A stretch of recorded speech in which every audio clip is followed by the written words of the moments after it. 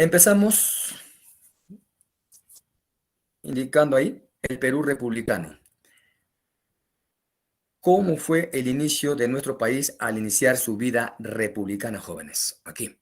¿Mm?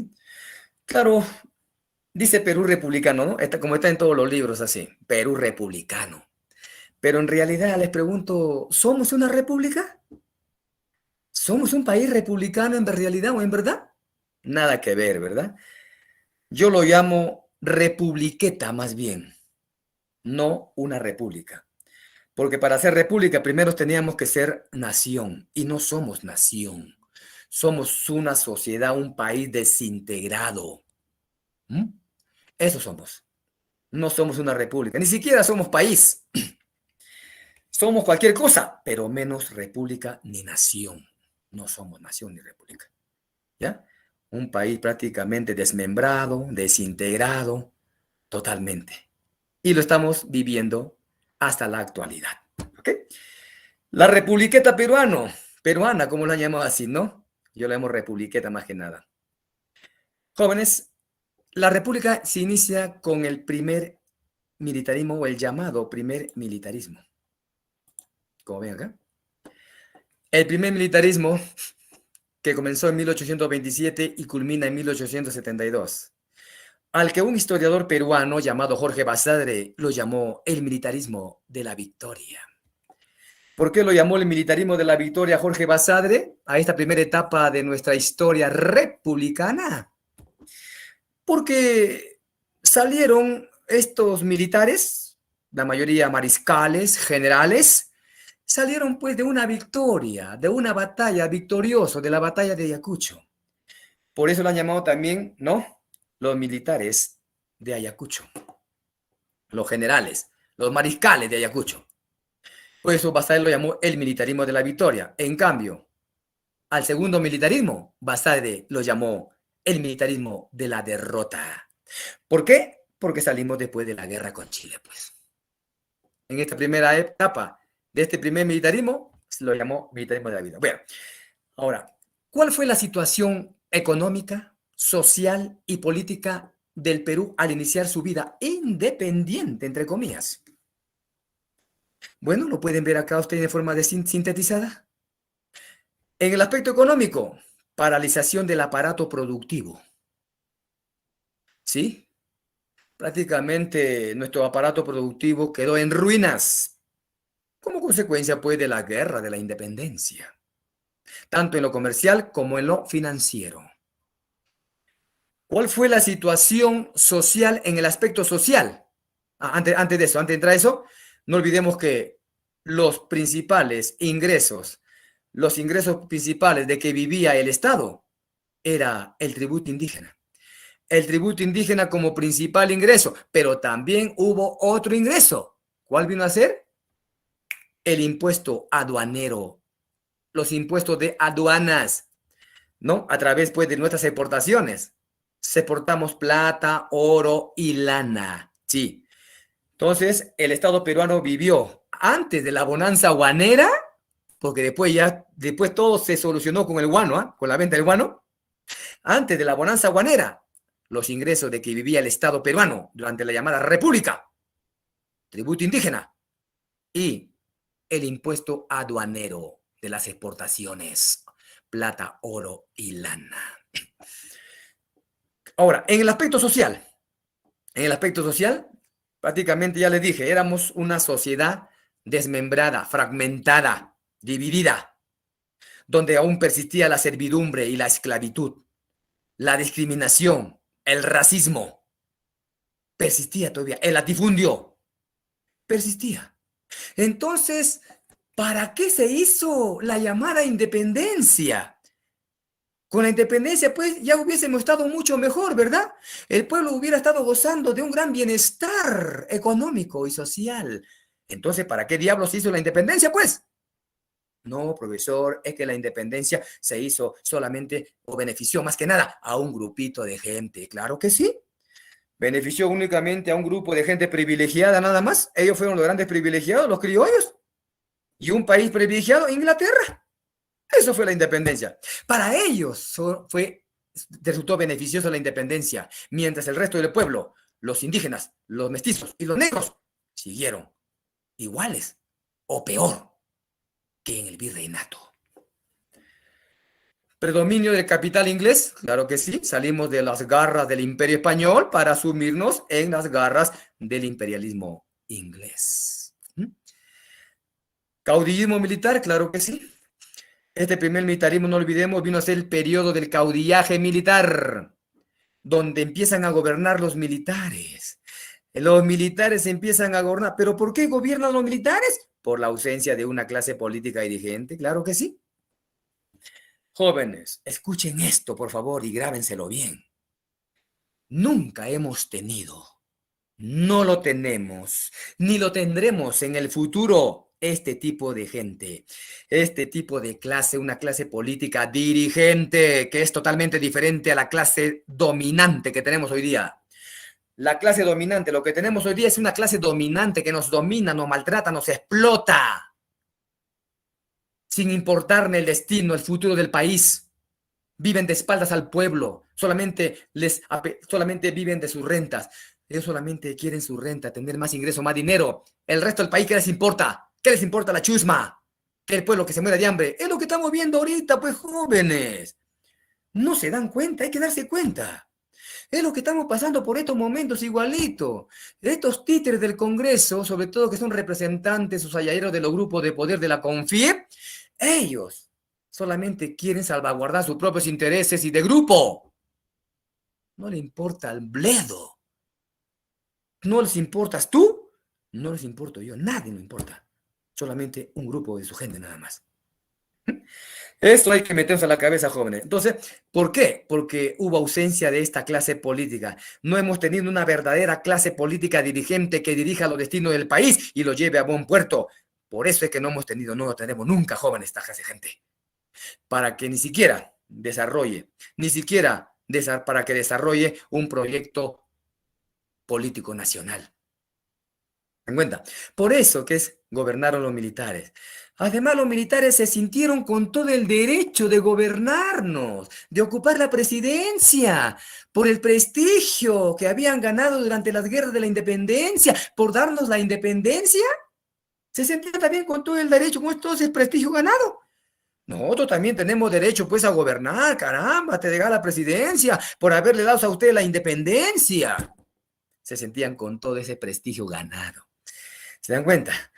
Con mucha razón, un historiador peruano llamado Pablo Macera una vez dijo, este historiador, esta etapa de la república llamado primer militarismo, él lo identificaba como un burdel, como un prostíbulo. A esta etapa lo llamó un burdel, un prostíbulo. ¿Por qué? Porque no había organización. Todo era anarquía, caos, golpe de Estado aquí. Era un desorden. Por eso él lo llamó un burdel. Pero por ahí un periodista le replicó y le dijo, disculpe, señor Pablo Macera, pero los burdeles, los prostíbulos, por lo menos hoy día, se encuentran organizados. Para decir que aquí no había organización. Todo era anarquía, desorden aquí. Eso fue el primer militarismo, jóvenes. Por eso me gobernaron los militares, ¿no? Y gobernaron de espaldas al pueblo. Solamente para sus entornos, nada más, para su grupo de familia. ¿Cómo es hoy día? Igualito lo que es hoy día. Y no olvidemos, jóvenes, que estos militares, ¿no? Varios de estos militares que llegaron a ser presidentes o desfilaron por este primer militarismo, llegando a ser presidentes, no olvidemos que en varios de ellos estaban luchando al lado de los españoles contra nosotros, o sea, contra las fuerzas patriotas. Por ejemplo, José de la Mar, Agustín Gamarra, Andrés Santa Cruz, Ramón Castilla y otros estaban del lado de los españoles luchando contra nosotros. Pero luego se pasaron, pues, al ver que todo estaba perdido seguramente, ya se pasaron a la fuerza patriota, pues. ¿Ah?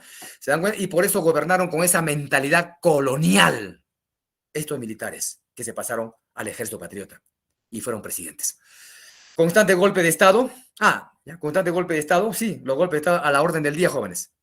Se produce la lucha ideológica entre liberales y conservadores en torno a qué? ¿En torno a qué va a ser este debate? En torno al estilo de gobierno. En otras palabras, si el Congreso debería tener más poder que el presidente o el ejecutivo? ¿O al revés? ¿O el presidente o ejecutivo tendría más poder que el Congreso? Sobre ese estilo de gobierno se estaba debatiendo, que vino a ser el segundo debate doctrinario entre liberales y conservadores.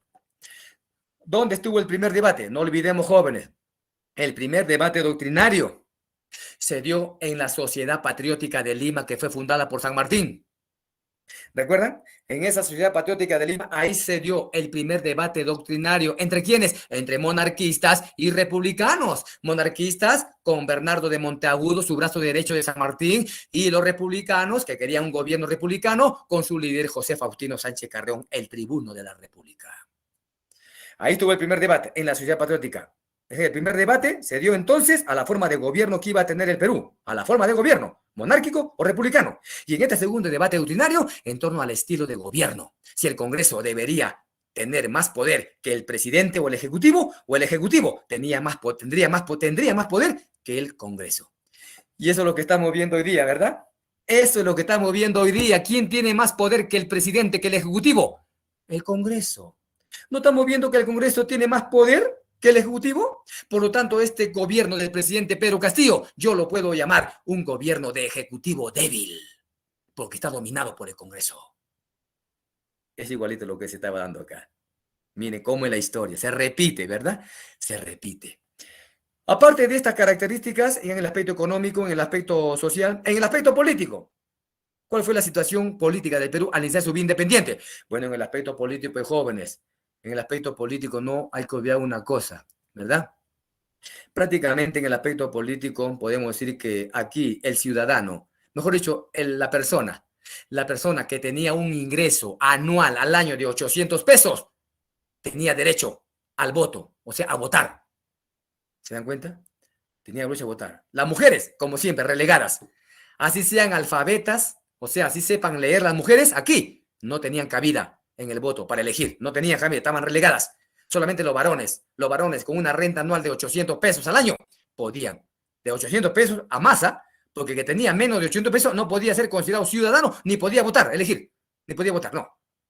Prácticamente también podemos decir que había discriminación en el aspecto político. ¿Ok, jóvenes? Bien, jóvenes, eso es entonces. Ahora, en cuanto a principales características, joven, mire, estoy dando casi todo, ¿ya? No se olviden esto de acá. Ahora, en cuanto a la delimitación de nuestras fronteras, en el aspecto ya territorial, ahora sí, en el aspecto territorial. Jóvenes, el territorio peruano se configuró o se formó en base al espacio territorial heredado de la colonia, pues. Hay que empezar por eso, ¿eh? Hay que empezar por eso, jóvenes. Debemos saber eso. El territorio peruano se formó sobre la base del espacio territorial heredado de la colonia. Las fronteras de los nuevos países hispanoamericanos se trazaron de acuerdo a dos principios jurídicos del derecho internacional: el uti possidetis y la libre determinación de los pueblos. El uti possidetis, una locución latina romana que significaba posee lo que has poseído. ¿Qué cosa establecía este principio? Establecía que los nuevos países seguirían manteniendo los mismos límites que habían poseído durante el virreinato hasta 1810. ¿Por qué me señalan? ¿Por qué me señalan hasta 1810? Año en que comenzaron o se iniciaron los movimientos separatistas en América. Hasta aquí. Si el Perú, por ejemplo, hasta el año 1810, su configuración territorial es así como lo vemos en los mapas, pues en el futuro tendría que seguir poseyendo los mismos territorios, los mismos límites territoriales. Pues significa, posee lo que has poseído antes, hasta 1810, año en que se iniciaron los movimientos separatistas en América. ¿Pero en base a qué? En base a los títulos dados por la corona española. ¿Qué títulos nos ha dejado la corona española? Los españoles nos han dejado varios títulos, por ejemplo, a través de las reales cédulas, reales órdenes, a través de las leyes de Indias, de los tratados, etcétera, etcétera. Esos son los papeles, esos son nuestros documentos, en otras palabras, esos vienen a ser nuestra escritura de nuestros territorios. Por eso, o con mucha razón, a este principio de uti possidetis también se le conoce como el de los títulos coloniales. A través del uti possidetis, a través de estos títulos coloniales, obtuvimos Mainas por Real Cédula de 1802. Ese es la ley. Ya, el uti possidetis, joven. El uti possidetis, entonces, fue un principio más que nada o básicamente para delimitar nuestras fronteras. El otro principio, la libre determinación de los pueblos. A través de este principio, ¿no?, se debía respetar las decisiones de los pueblos a formar un Estado libremente o anexarse a tal o cual país. Ojo, en otras palabras, este principio, a través de este principio, se reconoce el derecho de los pueblos de querer formar un Estado libremente.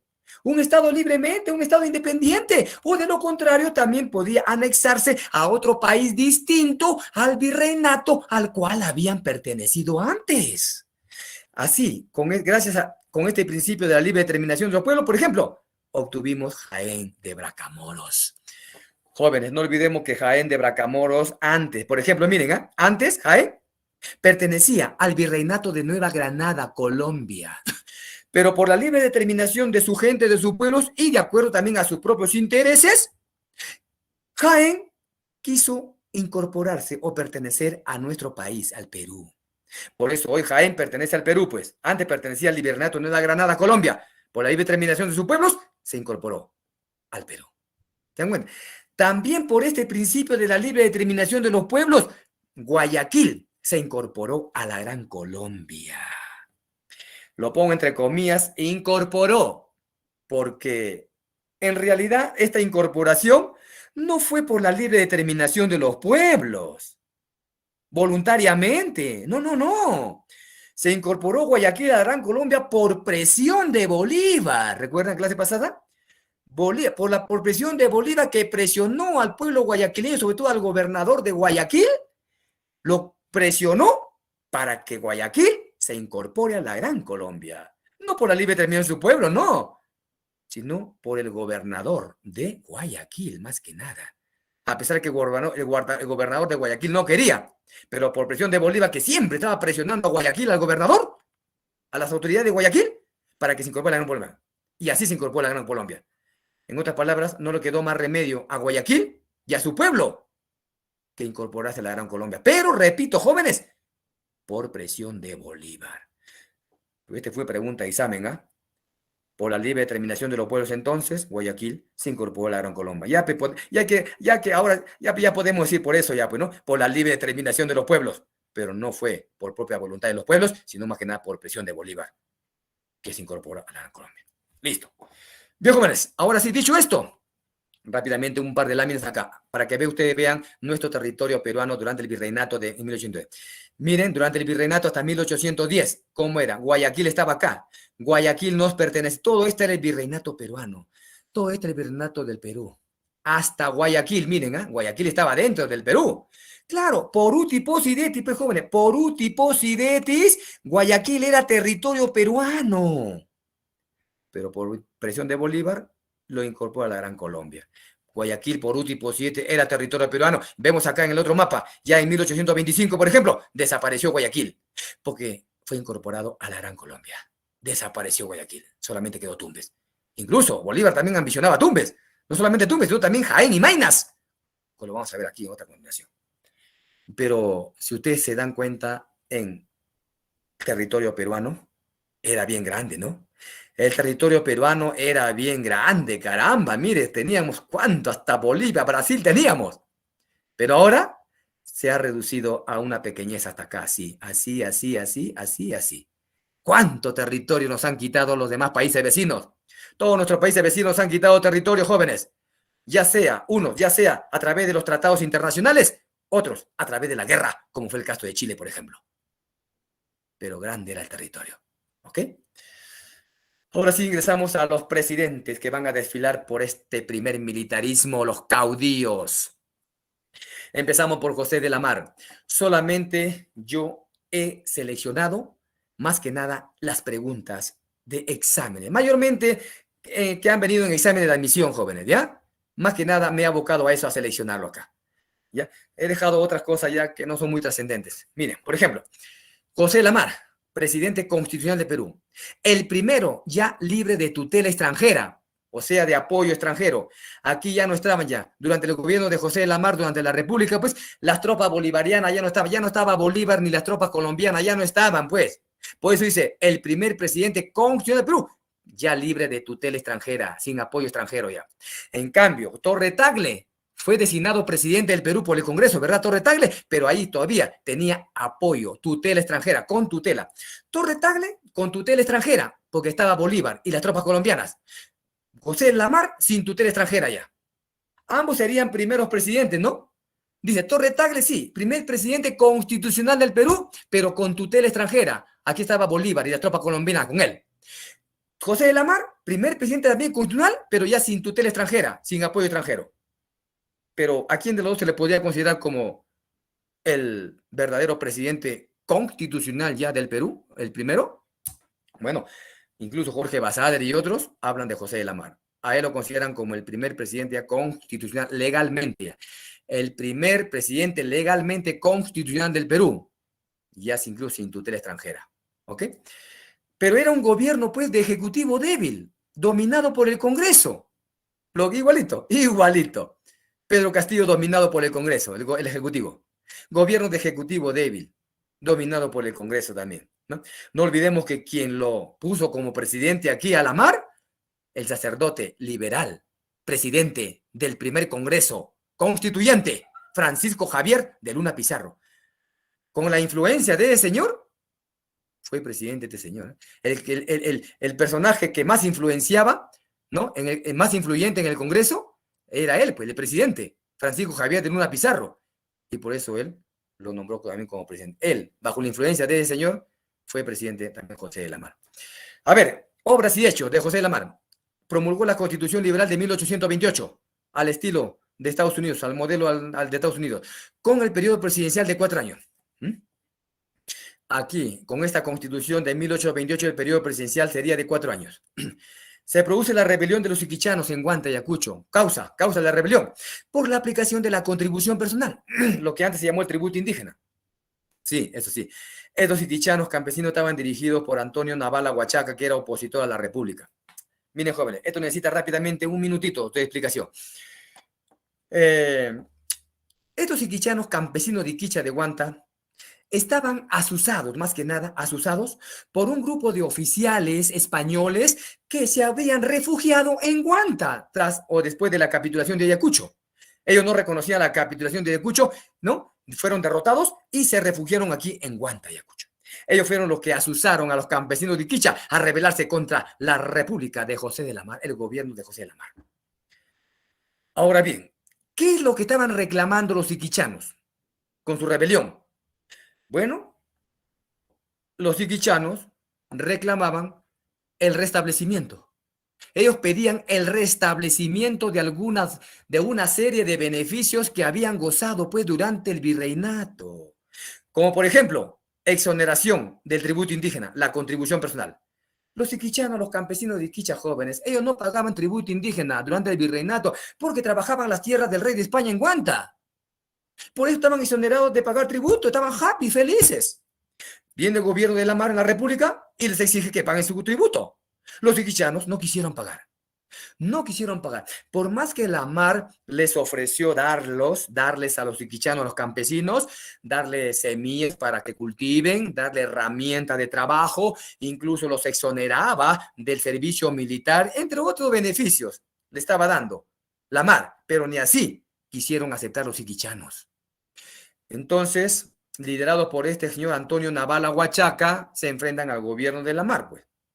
Entonces la Mar no tuvo más remedio que enviar sus tropas y disolver estas manifestaciones con el saldo de varios muertos, de muchos muertos. Y al final no le quedó más remedio a los iquichanos que resignarse a pagar su contribución personal. Y entonces, sí, entonces podemos decir qué es lo que estaban buscando los iquichanos con esta rebelión también. Ellos buscaban, al parecer, el regreso de la monarquía. El regreso del virreinato, porque según ellos, durante el virreinato, durante la monarquía, estaban mucho mejor que durante la república en el gobierno de la Mar.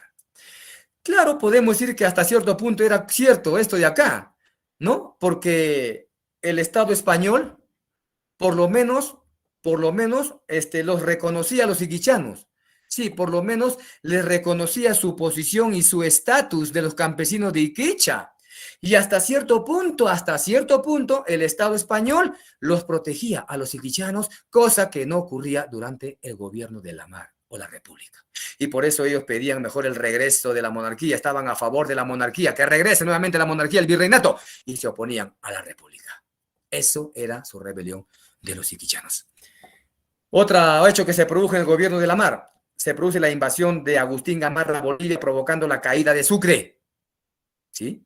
No olvidemos que Sucre mutiló el altiplano, ¿verdad, jóvenes? Lo mutiló, separó al Alto Perú del Bajo Perú, a Bolivia y a Perú lo separa, Bolívar, porque Bolívar quería que Bolivia sea independiente, pues, para su conveniencia de Bolívar, pues, claro que sí. Por eso Bolívar lo puso a ese Bajo Perú, perdón, a ese Alto Perú, que hoy se llama Bolivia, Bolívar lo puso la República de Bolívar, lo llamó la República de Bolívar, y luego se quedó como República de Bolivia, ¿ya?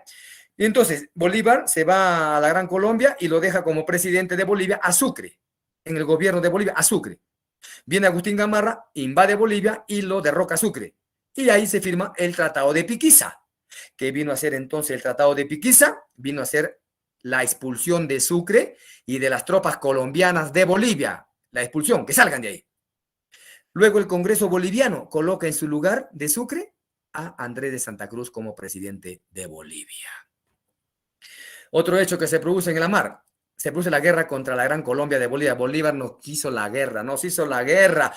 Causa de esta guerra, según Bolívar, la deuda que tenía el Perú a la Gran Colombia.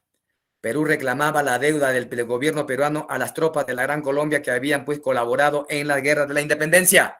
Y Bolívar estaba reclamando ese pago, la deuda de Perú a la Gran Colombia. Otra causa, la pretensión de Guayaquil de querer formar parte del Perú, y eso no lo veía con buenos ojos Bolívar, que Guayaquil forme parte del Perú, la pretensión de Guayaquil de formar parte del Perú, es otra causa de esta guerra.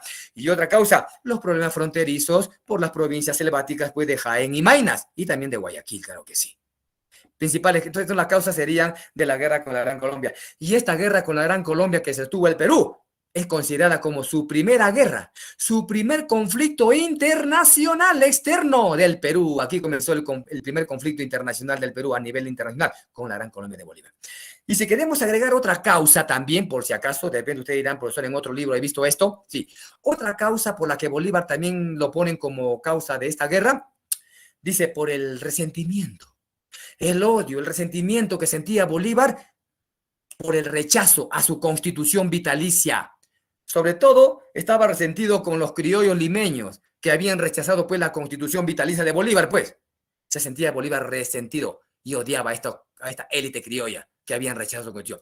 Esa es otra causa, dice, por el resentimiento, el odio que sentía, ¿no? Justamente así. Bueno, eso y otras causas lo ponen justamente como causas de la guerra con la Gran Colombia. Bueno, entonces la Mar se enfrenta en algunas batallas, pero en la batalla de Saraguri y Portete de Tarqui va a caer derrotado la Mar en estas dos batallas, Saraguri y Portete de Tarqui. Luego, tras esta derrota, ¿qué hace la Mar? Firma el convenio de Girón.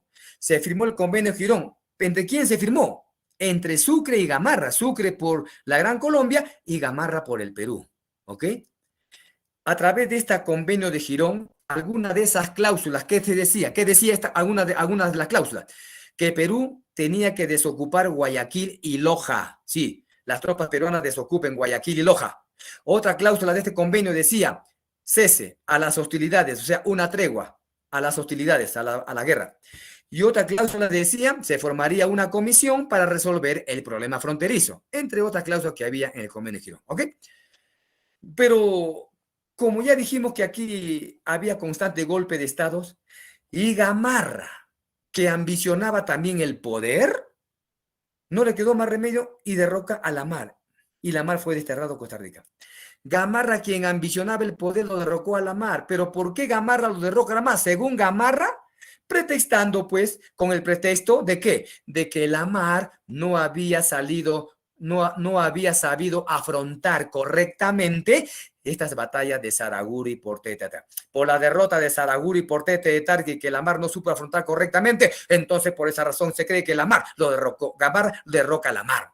Es un pretexto simplemente. Lo que pasa es que Gamarra ambicionaba el poder, señores, como jóvenes, y fue desterrado a Costa Rica. Lamar fue desterrado a Costa Rica, donde terminó sus días allá el señor. Principales hechos u obras del gobierno de Lamar Jóvenes, ¿ya? Aquí, listo. Aquí está la disputa territorial de Maynas, Guayaquil y Tumbes, como lo ven, mire, todo esto era las ambiciones de Bolívar. La ambición de Bolívar era, digamos esto, todo lo que es la Comandancia General de Maynas. Todo esto tremenda, y aparte de esto de acá, Tumbes también quería, Tumbes y toda esta parte de acá. Esto es los territorios que ambicionaba el señor Bolívar, por eso también se desencadena la guerra. ¿Ah? Caramba, mucha ambición de Bolívar, ¿no? Y aquí está. Ahora sí, Gamarra presidente, primer gobierno de Agustín Gamarra. Primer presidente elegido ya en elecciones populares. En esa época se llamaban colegios electorales, había colegios, eran llamados los colegios electorales. ¿Ya? Elegido en elecciones populares, pero ya eran elecciones populares, pues acá, ¿ya? Entonces, primer gobierno elegido en elecciones populares. Gobierno de ejecutivo. Ah, diferente de Lamar. Mira, a diferencia de Lamar, Gamarra era un gobierno de ejecutivo fuerte, conservador y dictatorial. No se dejaba doblegar por el Congreso. Puso fin a la guerra. Acá está la pregunta de examen. Cuidado, jóvenes. Puso fin a la guerra con la Gran Colombia de Bolívar mediante dos tratados. El armisticio de Piura, que vino a ser simplemente un cese, una tregua momentánea, y luego ya el tratado La Reagual, que vino a ser la paz definitiva con la Gran Colombia, y el primer tratado limítrofe ya entre ambos países. Ahí está, pregunta examen. ¿Ah? Tratado La Reagual, paz definitiva con Colombia, y el primer tratado también con ese país. Pero lamentablemente a través de este tratado, o con este tratado, perdimos Guayaquil. Perú perdió Guayaquil, pero y Bolívar o la Gran Colombia también ya dejó de reclamar. Bolívar dejó de reclamar Tumbes, Jaén y Maynas con el tratado La Reagual. Este es el tratado que más me interesa que lo retengan jóvenes, ¿ya? El tratado La Reagual que puso paz definitiva a la guerra con la Gran Colombia y además vino a ser nuestro primer tratado ya limítrofe con ese país de Colombia. Pero a su vez Perú también perdió en Guayaquil y Bolívar dejó de ambicionar Tumbes, Jaén y Maynas. Bueno. ¿Qué más se presentó en el primer gobierno de Gamarra? Problema limítrofe con Bolivia. Claro, después que Bolívar lo mutiló, lo separó del Alto Perú y Bajo Perú, empezaron los problemas limítrofes con Bolivia. Pero menos mal que se solucionaron rápidamente con los tratados de Tiquina, Chuquisaca y Arequipa. Bueno, se firma el tratado Pando Noboa con Ecuador luego que Ecuador se separase de la Gran Colombia. Claro que sí. Una vez que Ecuador nace ya en forma independiente, se separa de la Gran Colombia, se firmó el tratado Pando Noboa con el Perú. Y a partir de ese momento, este tratado Pando Noboa fue el primer tratado ya fronterizo con el país ecuatoriano.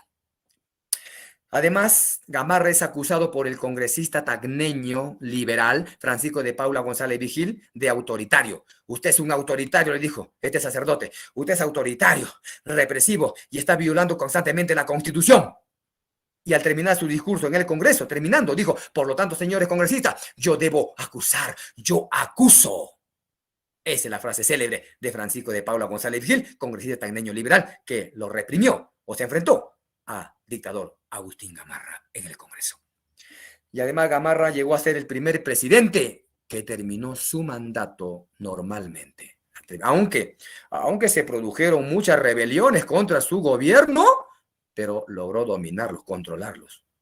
¿Ya? Simplemente. El primer presidente, mejor dicho, el primer presidente de la República que terminó su mandato completo. Luis José de Orbegoso. Gobierno. Este sí fue un gobierno de inestabilidad política.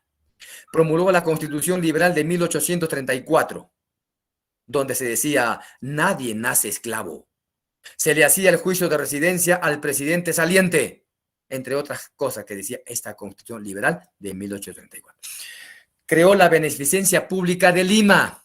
Ojo, esto lo pongo más importante, ¿ya? Porque ha venido un examen una vez. Creó la Beneficencia Pública de Lima. Otros ya no son muy trascendentes. Bueno, otras obras que hizo el señor. Este hecho es lo que sí hay que tener en cuenta. Este hecho del gobierno de Orbegoso, José Orbegoso. El general Pedro Pablo Bermúdez, con apoyo de Gamarra, intentó derrocar a Orbegoso. Esto, pues, fue considerada como la primera guerra civil del Perú republicano. Aquí está la primera guerra civil del Perú republicano entre Pedro Pablo Bermúdez, gamarrista, con Orbegoso, el presidente. ¿Qué hace Pedro Pablo Bermúdez? Claro, el pueblo limeño lo rechazó a Pedro Pablo Bermúdez, se rebela, el pueblo limeño se rebela, lo linchó a Pedro Pablo Bermúdez, que no tuvo más remedio que retirarse a la sierra. Ya en la sierra Orbegoso lo persigue hasta la sierra Pablo Bermúdez, pero lamentablemente Orbegoso va a ser derrotado pues en la batalla de Huaylacucho, por Jauja, por ahí. Derrotado en Huaylacucho, por Jauja. Bueno, ¿qué pasa? Luego, Bermúdez será traicionado. Fue traicionado y sacado del mando por uno de sus propios generales, José Rufino Echenique, el que más tarde va a ser presidente. Miren, ¿eh? Uno de sus generales de Bermúdez lo traiciona, lo toma prisionero a Bermúdez y lo saca del mando y lo entrega ¿a quién? Lo entrega a Orbegoso. Y en las pampas de Jauja, mejor dicho, en la pampa de Maquinguayo, en Jauja, en lugar de darse una batalla, un enfrentamiento entre Pedro Pablo Bermúdez y las tropas de Orbegoso, mejor se dan el abrazo de Maquinguayo entre las tropas de Bermúdez y las tropas de Orbegoso. Iba a ser una guerra, un enfrentamiento, pero gracias a uno de sus propios generales de Bermúdez que lo traiciona, mejor lo entrega al Orbegoso. Y mejor le dice, dense un abrazo entre ambas tropas. De esa manera, Gamarra, que apoyaba a Bermúdez, podemos decir que también pues, fue traicionado y vencido. Luego de la derrota de Gamarra a través de su oficial Pedro Pablo Bermúdez, ¿qué hace Gamarra? Fuga, huye. ¿A dónde? A Bolivia. Y ahí se va a encontrar con Andrés de Santa Cruz, el presidente boliviano. Y ahí van a empezar, como se dice, después a hablar sobre la Confederación Perú-Boliviana. Mientras tanto, en el Perú, el general Salaverry se sublevó contra Orbegoso y se autoproclamó Salaverry jefe supremo de la República. Ahora, Salaverry, presidente del Perú. Felipe Santiago Salaverry, presidente más joven del Perú. Apenas contaba con 29 años, por eso inaugura la llamada República de los Muchachos. ¿Ah? La República de los Muchachos. La República de los jóvenes, decía, de los jóvenes, de los muchachos. Principal objetivo de su sublevación. ¿Por qué se sublevó? Según el señor Salaverry, él dijo, mi objetivo es la moralización del país e imponer el principio de autoridad. Quería moralizar el Perú, pero lamentablemente no se va a concretizar eso, pues. Hubiera sido una gran prueba de fuego que hubiera hecho eso, la moralización del país. Más bien reactivó el comercio, el tráfico de esclavos lo reactiva para favorecer a los hacendados cañeros. Estableció fusilar a los funcionarios corruptos, pero lamentablemente, como les digo, cayó en el puro populismo, tipo Pedro Castillo, pues, tipo Pedro Castillo, que recayó en el populismo. Por eso digo, si se hubiera concretizado esto, caramba, uy, ¿qué cosa estuviéramos diciendo hoy día de Salaverry? Hoy día estaríamos diciendo, necesitamos un Salaverry en estos momentos, un Salaverry para fusilar a estos malditos funcionarios corruptos. Qué bueno hubiera hecho este hombre, pero parece que no se concretizó y solamente cayó en el puro populismo, en el puro nada más. Lo que sí se opuso, eso sí, se opuso a la Confederación Perú-Boliviana, se opuso, le declaró una guerra a muerte a Santa Cruz. Él lo llamó a esa guerra con Santa Cruz, lo llamó la Segunda Independencia. Y prometió a cada peruano que matase a un boliviano, le prometió recompensarle con dinero a cada peruano que matase a un boliviano. Eso decía Salaverry. Orbegoso, mientras tanto, buscó apoyo de Santa Cruz con el llamado Tratado de Auxilio. Auxíliame, Santa, le dijo Orbegoso. Santa, por favor, apóyame, auxíliame contra Salaverry. Y Orbegoso también parece que va a hablar de la confederación con Santa Cruz. Santa Cruz siempre, la condición de Santa Cruz para apoyar a esta gente, a estos peruanos, era unir a Bolivia y a Perú.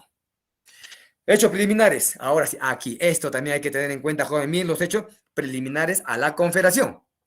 Antes que sea, la idea de unir Perú y Bolivia la tuvieron Santa Cruz y Gamarra, que estuvo refugiado en Bolivia, pero cuando se escapó, ¿no? Después del abrazo Maquinguayo. Gamarra, en un inicio fue enemigo de Salaverry y se alió con Santa Cruz en Bolivia. Acá está. Pero después Gamarra regresa al Perú y se unió con Salaverry en contra de Santa Cruz y Orbegoso, porque ya sabemos que Orbegoso estaba buscando apoyo también de Santa Cruz, y al ver que Gamarra, al ver que Orbegoso también estaba buscando apoyo de Santa Cruz, por eso Gamarra mejor se une a Salaverry. Mire cómo cambian de camiseta, Algo parecido con los congresistas de hoy día, como cambian de camiseta. Albegoso. Mientras tanto, Santa Cruz derrota a Gamarra en Yanacocha, Cusco. Salaverry derrota a Bajibian, general de Santa Cruz. ¿En dónde? En Uchumayo, Arequipa. Santa Cruz derrota a Salaverry en Socabaya, Arequipa, donde es fusilado Salaverry. Antes de morir Salaverry, lanzó esta frase diciendo: la ley me ampara, dijo Salaverry, la ley me ampara. Y aquí ocurrió una anécdota, un hecho sorprendente, ¿no? Este ya como algo anecdótico, ¿no? Durante el gobierno de Salaverry, un negrito, un delincuente, bandolero, León Escobar, al mando de 30 de sus compañeros de bandidos, se apoderó del Palacio de Gobierno y se sentó en el sillón presidencial durante unos 5 minutos. Se sentó ahí, este negrito León, este delincuente bandolero León Escobar. ¿Qué buscaba el negro León Escobar? Simplemente robar. Su idea simplemente era robar, pues apoderarse de algunas cosas. ¿No? Hay algunos estudiosos, uno que otro dice, entonces podemos decir que León Escobar, este negro bandolero, ya que se sentó en el sillón presidencial, lo podemos también considerar como un presidente pasajero del Perú, un presidente pasajero fugaz. No, nada de eso, nada que ver, pues, pasajero, presidente pasajero fugaz, no. Que lo podemos contar, dice, como un presidente también pasajero que estuvo por unos minutos sentado ahí. No. Al negrito bandolero León Escobar no le importaba el gobierno, no le importaba el poder. Lo único que él quería es robar simplemente. Como no había casi tropas, no habían soldados pues en Lima, porque todavía todos habían ido a otro lugar pues a hacer la batalla, ¿no? Con Salaverry. Entonces, pues solamente Salaverry dejó a un general, a un teniente y a 6 soldados, nada más. Entonces el negrito viene con sus 30 bandidos simplemente y los mató pues a esos soldados que estaban ahí. Y se ingresa al palacio, se sentó en el sillón, como dijera, qué hermoso estar sentado acá, ¿no? Con razón, hay algunos politiqueros que les gusta sentarse, pues vivirla, como dice así, ¿no? Pero al negrito, repito, no lo podemos considerar como un presidente fugaz o pasajero, como dice uno que otro estudioso, sino simplemente lo único que quería es robar. Tal es así que el pueblo limeño tuvo que reunir 2.500 pesos y le dio al negrito León Escobar. El pueblo limeño, 2.500 pesos reúne, se le da al negro Escobar, León Escobar. Pero pobre León Escobar no duró por mucho tiempo, porque rápidamente por ahí aparecían las tropas del general Francisco Vidal, con un grupo de su batallón, sus tropas, y al ver que el hombre estaba sentado simplemente en el sillón presidencial en el Palacio de Gobierno, lo tomó prisionero y lo fusiló en la Plaza de Armas de Lima. Por tal atrevimiento, le dijo. ¿Qué tal atrevimiento, no? Maldito negro, le dijo justamente, sentando ahí en el sillón presidencial. Así acabó la vida muerto el León Escobar. Andrés Santa Cruz y la Confederación Perú-Boliviana, 1836-1839. Proyecto de integración política. Eso, cuando le dije, ¿qué cosa vino a hacer la Confederación Perú-Boliviana? Vino a ser pues un proyecto de integración político-económico de los sectores comerciantes liberales, peruanos y bolivianos, para fomentar el comercio con Europa, sobre todo con Inglaterra. A ver, ahora sí. Objetivos de la Confederación. ¿Cuáles fueron los objetivos para la creación de la Confederación? Santa Cruz quería restaurar los circuitos comerciales entre el sur peruano y boliviano. No olvidemos, jóvenes, que durante el virreinato había un gran flujo comercial entre el sur peruano y boliviano. La ruta era Arequipa, Puno, Cusco, era Arequipa, Cusco, Puno. Esa era la ruta con el sur boliviano. Y los comerciantes de la Sierra Sur, justamente pues estaban bien con ese flujo comercial, caramba, entre ambos países, ¿no? Pero durante la República se llegó a perder esa tradición comercial, se llegó a perder. Y Santa Cruz pues quería nuevamente restablecer nuevamente esos circuitos comerciales, ¿ya? Entre sur y boliviano. En contra pues de la élite criolla, de la aristocracia criolla limeñita en el norte, que dominaba pues el norte con su comercio a través del Océano Pacífico. Otro objetivo de la Confederación, el predominio económico en el Pacífico Sur. Eso sí, Santa Cruz quería darle la supremacía comercial del Pacífico al Perú y a Bolivia y hacer la competencia a Buenos Aires y Valparaíso, o sea, Chile y Argentina. ¿Se dan cuenta, jóvenes? Los barcos europeos, sobre todo ingleses, venían únicamente a esos puertos de Buenos Aires y Valparaíso y ya no arribaban a nuestros puertos.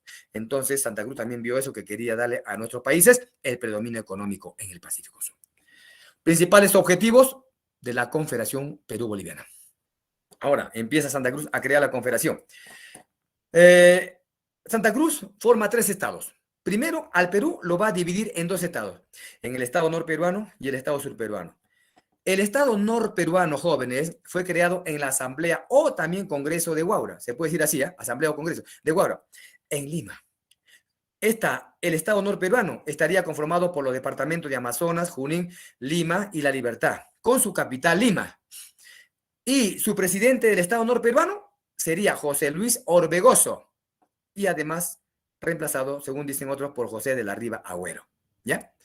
El estado surperuano se creó en la Asamblea o Congreso de Sicuani, Cusco, conformado por los departamentos de Arequipa, Ayacucho, Cusco y Puno, con su capital, según algunos, Arequipa, y según otros, Tacna, su capital Tacna, dicen. ¿Ah? Su presidente del estado surperuano inicialmente fue Ramón Herrera, en un inicio, pero luego será reemplazado por este rico, acaudalado comerciante arequipeño, Pío Tristán, o Pío de Tristán, como dicen otros. Y el Estado boliviano fue creado en la Asamblea o Congreso de Tapacari.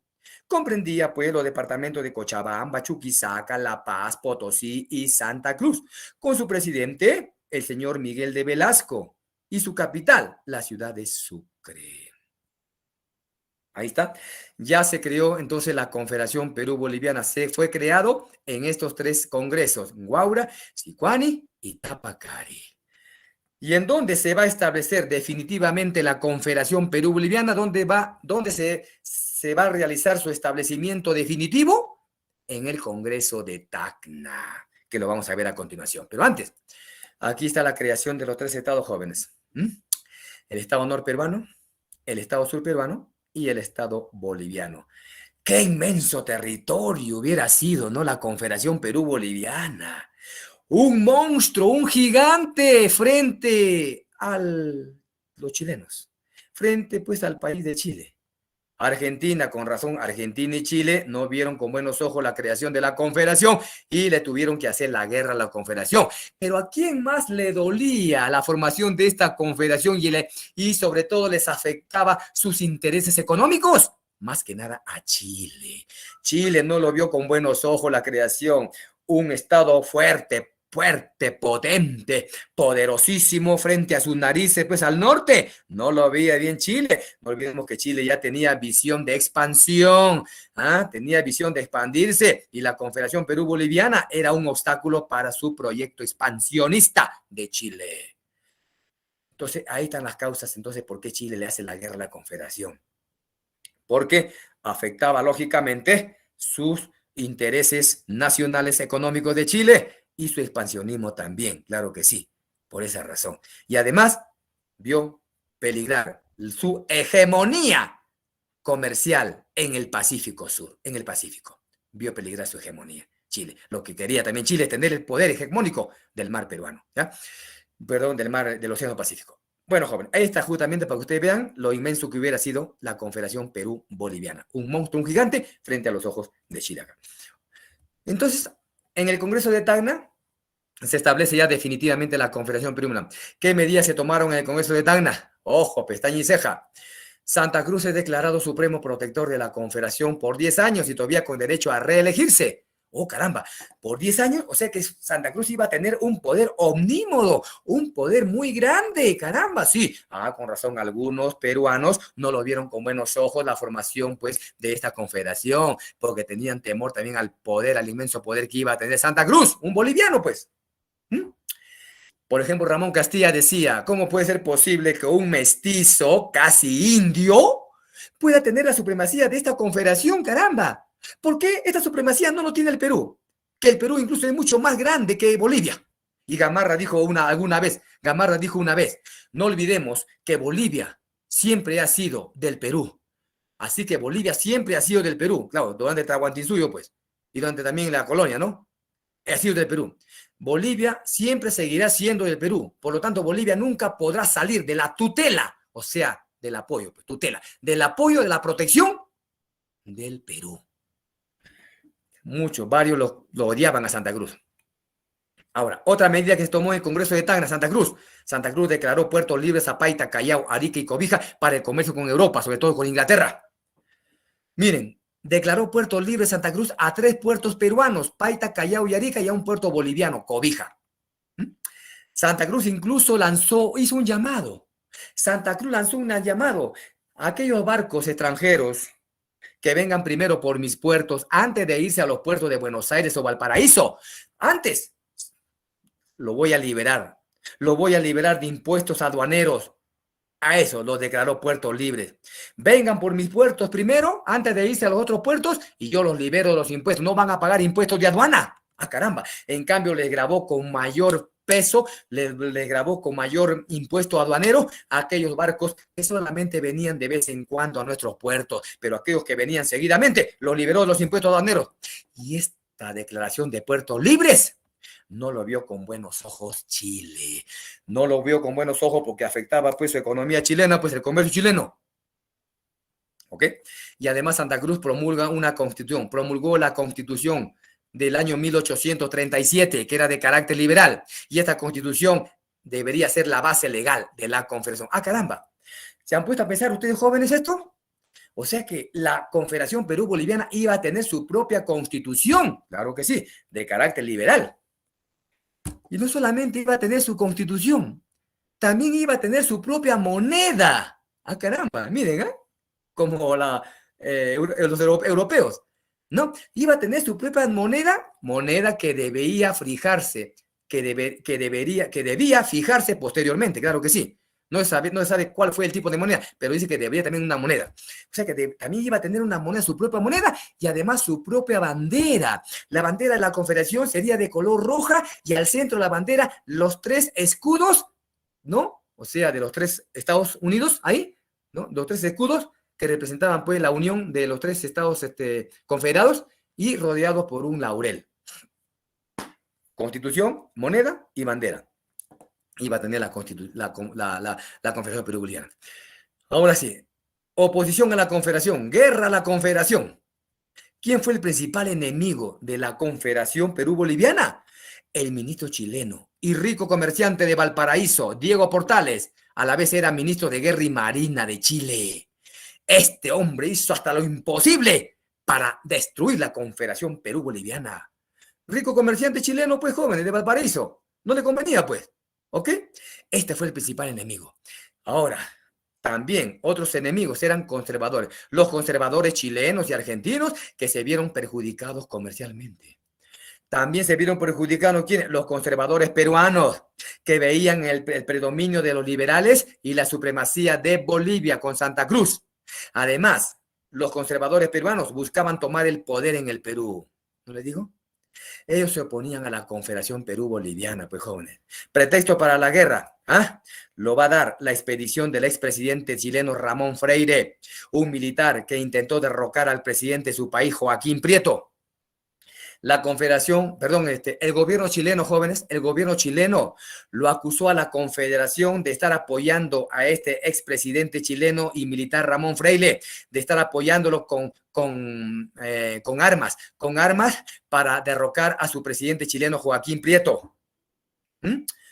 Ramón Freire estaba aquí en el Perú, pues, estaba exiliado en el Perú y según dice quería, pues, derrocar al presidente Joaquín Prieto, ¿no? Y algunos dicen que la Confederación le proporcionó apoyo militar a Ramón Freire para derrocar a Joaquín Prieto, pero otro dice que no es cierto eso. No es cierto que la Confederación le había dado, pero como los chilenos son especialistas, son expertos en buscar pretexto para cualquier guerra, ya lo vimos también en la guerra por el Guarni de Salitre, entonces buscaron este pretexto. Sí, ustedes están apoyando militarmente a Ramón Freire, a este señor, para derrocar a nuestro gobierno chileno. Pues por eso, ese fue el pretexto para la guerra contra la Confederación. Pregunta de examen, por eso lo coloco aquí. Ahora, ¿qué hace el gobierno chileno, jóvenes? Entonces prepara 2 expediciones. La primera expedición chilena va a estar dirigida hacia Arequipa. Desembarcaron en Arequipa al mando del chileno Blanco Encalada, Santa Cruz, menos mal que los chilenos fueron derrotados. Blanco Encalada fue derrotado. Santa Cruz vence en la batalla de Paucarpata, lo vence a los chilenos de Blanco Encalada. Pero en lugar de Santa Cruz, mire el error, pero aquí Santa Cruz cometió un garrafal error. Un tremendo error que comete Santa Cruz. Ya lo derrotó Blanco Encalada, los chilenos derrotados, ya cercados. Pero ¿qué hace Santa Cruz? En lugar de eliminarlos, matarlos a todos estos chilenos, quitarles sus armamentos, sus barcos, ¿qué hizo Santa Cruz? Prácticamente firma un tratado con Blanco Encalada. Ese tratado se llamó el Tratado de Paucarpata, pues en Arequipa. Lo llama Blanco Encalada para firmar un tratado de paz. Miren, ¿eh? Un tratado de paz.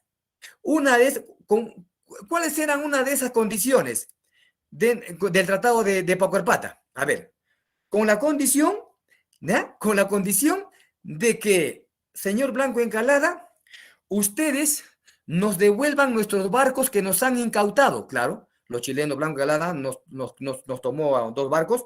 Nosotros nos devuelvan nuestros barcos que nos han incautado ustedes. Y otra cosa, ¿qué cosa? Miren, ¿eh? Le dice que se vayan del país. Prácticamente Santa Cruz lo dejó marcharse a los chilenos de Blanco Encalada a su país, Chile. Lo dejó irse. Y además le dijo que ya no, sí, a través de este tratado de Paucarpata, otra cláusula decía que no vuelvan, que el gobierno chileno ya no vuelva a atacar a la Confederación, o sea, ya no vuelva a enfrentarse a la Confederación. ¡Qué imbécil, ¿no? ¡Qué tonto este señor! ¿Qué se creyó que se quiso dar de este señor Santa Cruz? ¿Se quiso dar de una persona noble? ¿De una persona de paz frente a Blanco Encalada? Al decirle que ya no vuelvan a atacar a la Confederación a través del Tratado de Paucarpata. Lo dejó irse, marchar. Se confió en el Tratado de Paucarpata. ¿Qué? ¿Qué pensó Santa Cruz? ¿Que los chilenos ya no iban a regresar, a volver nuevamente? No, se equivocó. Los chilenos, si lo dejaban libre a la Confederación, si lo dejaban que se desarrolle la Confederación, para los chilenos era su muerte, el suicidio en lo comercial. Comercialmente era la muerte para Chile, comercialmente. Los chilenos sabían, el gobierno chileno sabía de eso. Por eso Diego Portales, él fue el que fue, podemos decir, el ideólogo prácticamente para destruir a la Confederación Perú-Boliviana. Él tenía pues una mentalidad mucho más, una visión mucho más, podemos decir, previsora, este señor. Él sabía.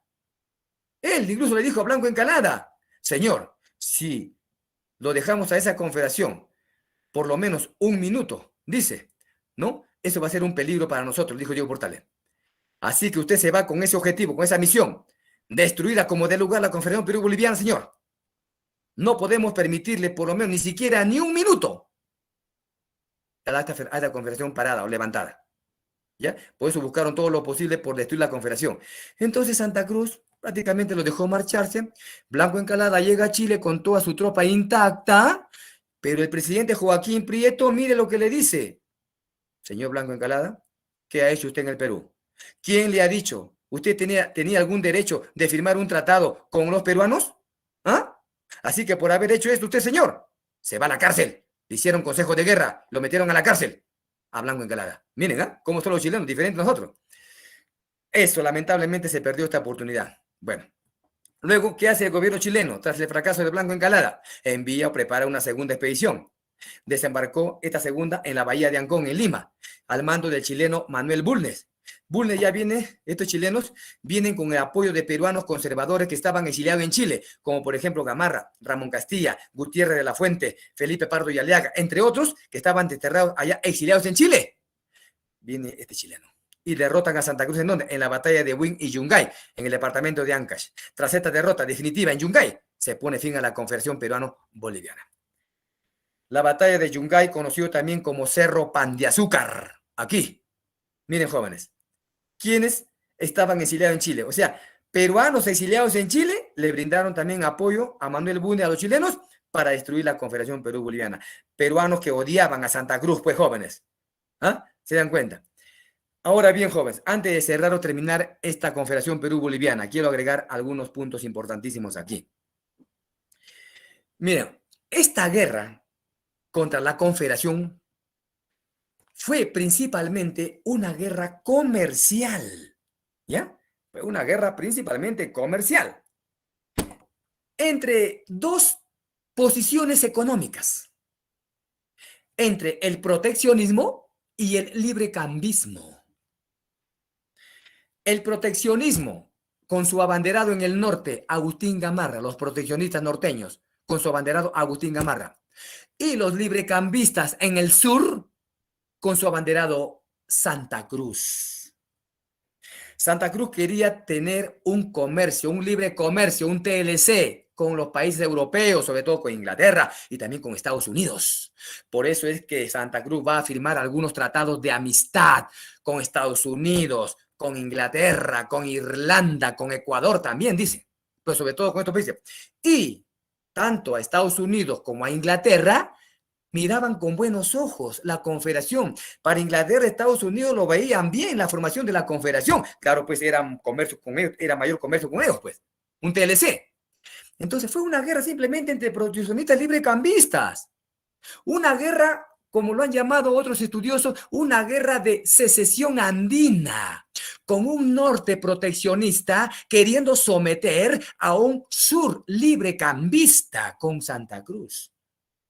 Ese, en otras palabras, dice que simplemente fue una guerra, no fue una guerra de carácter internacional de Chile contra Perú, sino más bien fue una guerra civil entre peruanos, simplemente así.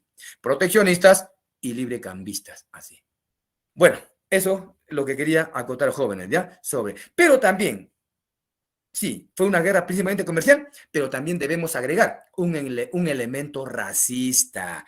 Claro, aquí también se observa un elemento racista, pues, jóvenes. Por ejemplo, Ramón Castilla, al decirle a Santa Cruz, un mestizo casi indio, querer teniendo la supremacía de la Confederación. Y sobre todo un literato peruano que también estaba exiliado en Chile.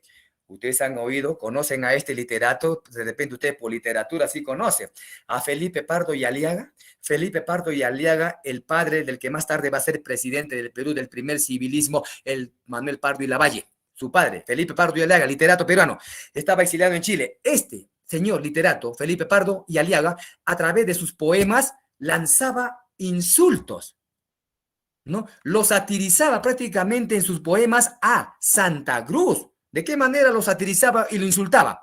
Por ejemplo, le decía, ese indio jetón o cholo jetón. Es que Santa Cruz tenía sus labios prominentes, pero un poco gruesos, y decía, ¿qué se habrá caído ese indio o cholo jetón? También le decía Getiscán, en relación o en mención a ese, digamos, musulmán de Asia por allá llamado Genghis o Genghis Khan, Genghis, ¿no? Genghis Khan, ¿no? En mención a Genghis Khan. Pero él le decía Getis Khan, por la jeta, pues, por la jeta, Getis Khan. O también le insultaba diciéndole Napoleón Guanaco. Otra vez se le decía Alejandro Guanaco o Napoleón Guanaco, le decía. ¿Ah? De esa manera, entonces, principalmente comercial, pero también agregamos un elemento racista también acá, ¿ya? Y jóvenes, eso en cuanto entonces, ahora sí los chilenos estaban ya libres de la Confederación, se les quitó un tremendo peso de encima, pues ahora respiraban mucho, mucho mejor, mucho tranquilo los chilenos. Se puso fin a la Confederación Perú-Boliviana. ¿Qué hace Santa Cruz? No murió en Yungay, ¿eh? Santa Cruz fuga, escapa de Yungay. ¿Se va a dónde? Llega hacia Arequipa. De Arequipa luego se va hacia Lima. Y de Lima se rumba a dónde? A Quito, Ecuador. Y en Ecuador toma un barco inglés y se va rumbo a dónde? A Francia, donde va a terminar sus días allá el señor. Aunque ya mucho más antes, aunque dice antes de morir en Francia, el señor vino todavía pues aquí a Sudamérica, ¿no? A su país, Bolivia, nuevamente a intentar otra vez, pero ya después se fue a Europa. Bueno, eso fue la Confederación Jóvenes Perú, la unión entre Bolivia y Perú. Bueno, ahí están las campañas restauradoras que le dije. Bueno, no tiene que ver nada más simplemente cómo llegaron aquí. Yungay, aquí la data definitiva, ¿no? Bueno, luego acá tenemos el segundo gobierno de Agustín Gamarra. Segundo gobierno.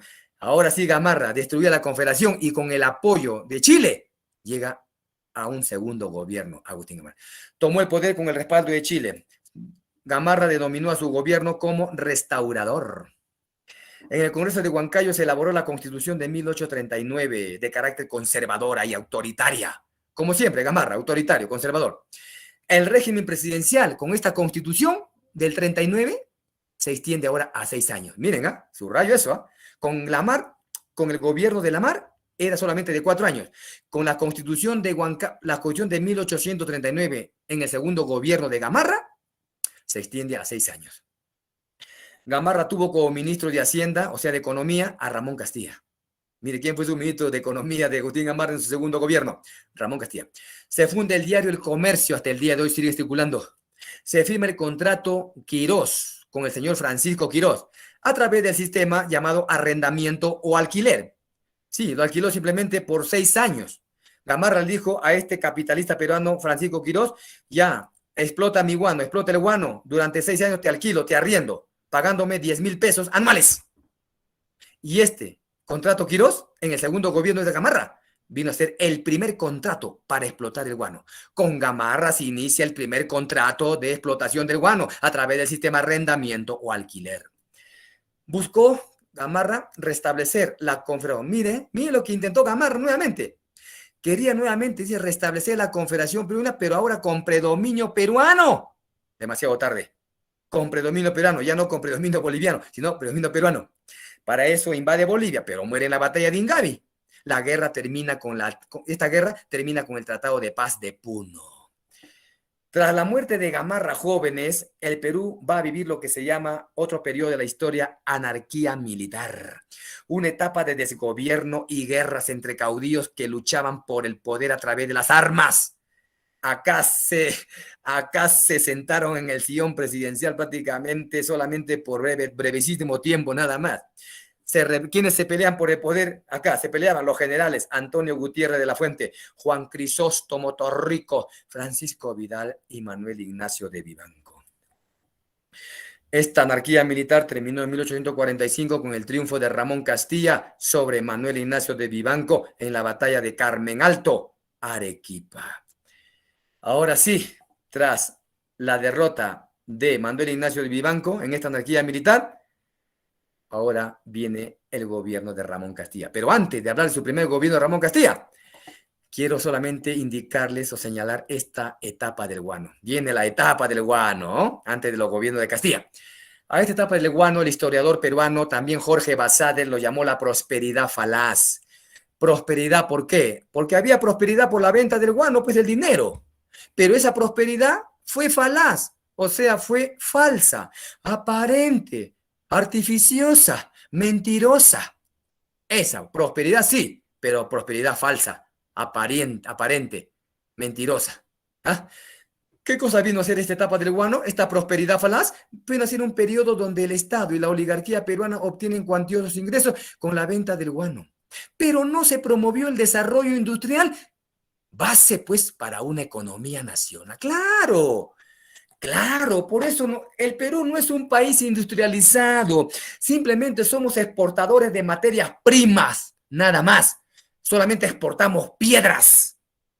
Nunca nos hemos desarrollado, no tenemos un desarrollo industrial. Por lo menos México, Brasil, por lo menos han intentado desarrollar, pero el Perú jamás. Y aquí estaba, jóvenes, la gran oportunidad. Aquí estaba la gran oportunidad con el guano, nuestra primera oportunidad. Luego una segunda oportunidad tuvimos con el salitre, pero ya vemos qué pasó con el salitre. Pero aquí, esta es la más grande oportunidad que tuvimos para que el Perú pueda desarrollarse industrialmente, para que con el dinero del guano hubiera servido de palanca para el desarrollo industrial del país. Pero Ramón Castilla parece que no se preocupó por esto, por el desarrollo industrial. Hoy el Perú hubiese sido un país diferente a otros países latinoamericanos. Pero lamentablemente, mira, ¿dónde se fue el dinero por la venta de nuestro guano? ¿En qué se utilizaron los ingresos del guano? A ver, vamos dando en porcentaje rápidamente. Un 29%. Estos porcentajes que le estoy dando ahorita se debe a un economista norteamericano, a un señor Thomas Hanks, creo que es, ¿no? Un señor Hanks, algo así, pero eso no me interesa. Lo que interesa más es el porcentaje que da. Mire, un 29%. Castilla lo destinó. ¿Para qué? ¿A dónde lo destinó? Para ensanchar, para expandir más la burocracia civil. O sea que Ramón Castilla lo llenó el Estado de empleados públicos, de funcionarios públicos del Estado. O sea, el sector administrativo, pues. Un 24.5% lo destinó para expandir también ahora la burocracia militar, o sea, para pagar los sueldos, las planillas de los militares y también, lógicamente, para comprar armamento. Claro que sí. Ahí se fue un 24%.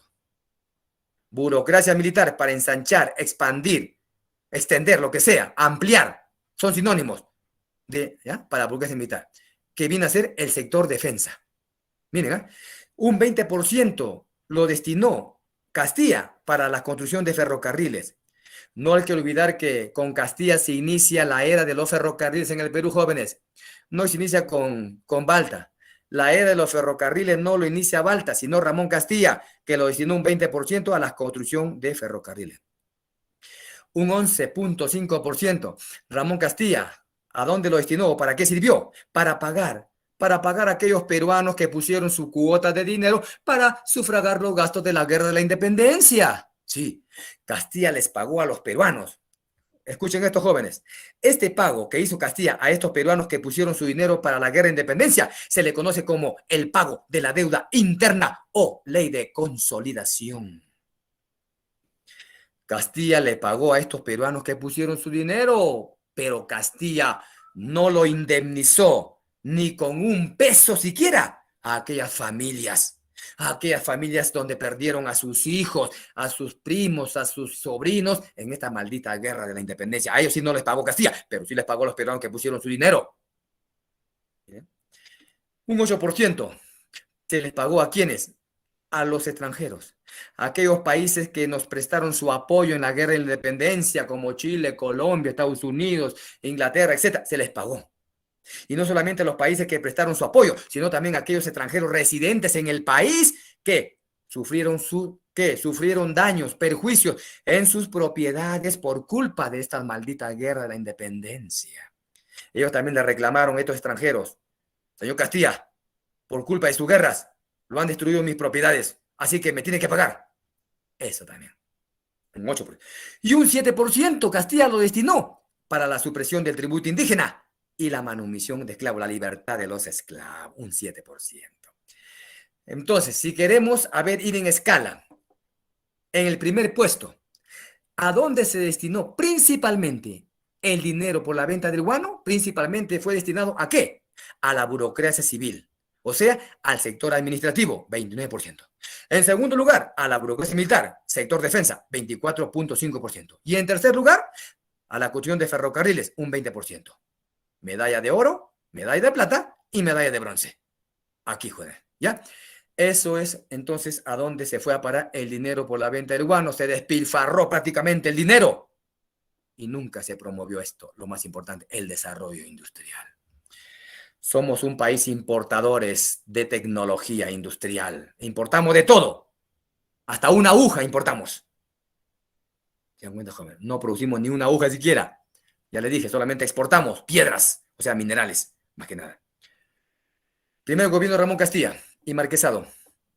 Su primer gobierno de 1845 a 1851. La llamaron el soldado de la ley, porque Ramón Castilla era respetuoso de la Constitución, iba a gobernar de acuerdo a la Constitución. Gobierno, sí, de progreso, orden y estabilidad. Para algunos, el constructor de la República. Principales obras y hechos de Ramón Castilla en su primer gobierno. Estableció el sistema de consignación del guano mediante el contrato GIPS con la Casa Inglesa. Aquí está el primer contrato que hace Ramón Castilla a través del sistema consignación, de las consignaciones, con la Casa Inglesa GIPS. ¿Qué cosa es una venta del guano por consignación, jóvenes? ¿Qué cosas son las consignaciones? Bueno, es buscar a una tercera persona, o mejor dicho, buscar a un intermediario para que explote el guano y lo venda en el extranjero. Ramón Castilla, como el Estado peruano no tenía dinero, porque se necesitaba bastante dinero para hacer este trabajo, le dijo, Ramón Castilla le dice a la casa GIPS, señores, hagan ustedes ese trabajito por mí, pues. Ustedes exploten mi guano, trasládenlos a los puertos y ustedes mismos véndanlo en el extranjero, en Europa.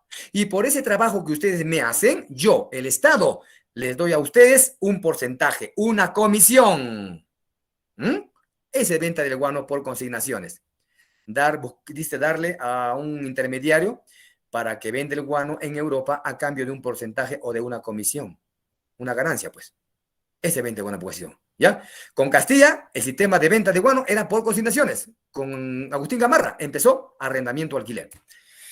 Bien, entonces ahí está el primer contrato GIPS con la casa inglesa. El primer contrato a través de la consignación con Ramón Castilla.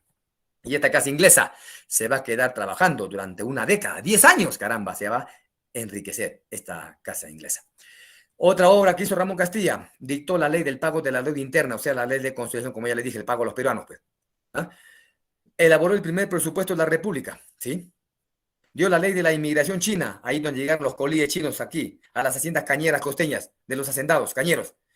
Miren, qué contradicción. Ramón Castilla primero se convirtió en libertario de los esclavos, pero ahora se está convirtiendo en esclavista de los chinos, pues, porque él da la autorización para que los hacendados cañeros norteños vayan a traer mano de obra barata de China, los colíes. De libertador de esclavos a esclavista de chinos, este hombre. Tiene sus cosas, Ramón Castilla, ¿eh? Muchos lo alaban a Ramón Castilla. No, tiene alguna cosa buena, pues también tiene otras cosas malas, porque dice señor. Sobre todo las muy malas que hizo. Sobre todo al pagar a estos malditos peruanos. ¿Qué cosa tenía que pagarles? No tenía que darle ni un céntimo. Pero él les pagó para quedar bien con ellos. Miren. Se inauguró el primer ferrocarril de Sudamérica. Ferrocarril tramo Lima-Callao. Se realizó el primer Congreso Americano de Cancilleres en Lima. Objetivo de esta reunión en Lima: solidaridad y defensa continental, así como Bolívar quiso hacer, ¿no? Con su Congreso de Panamá.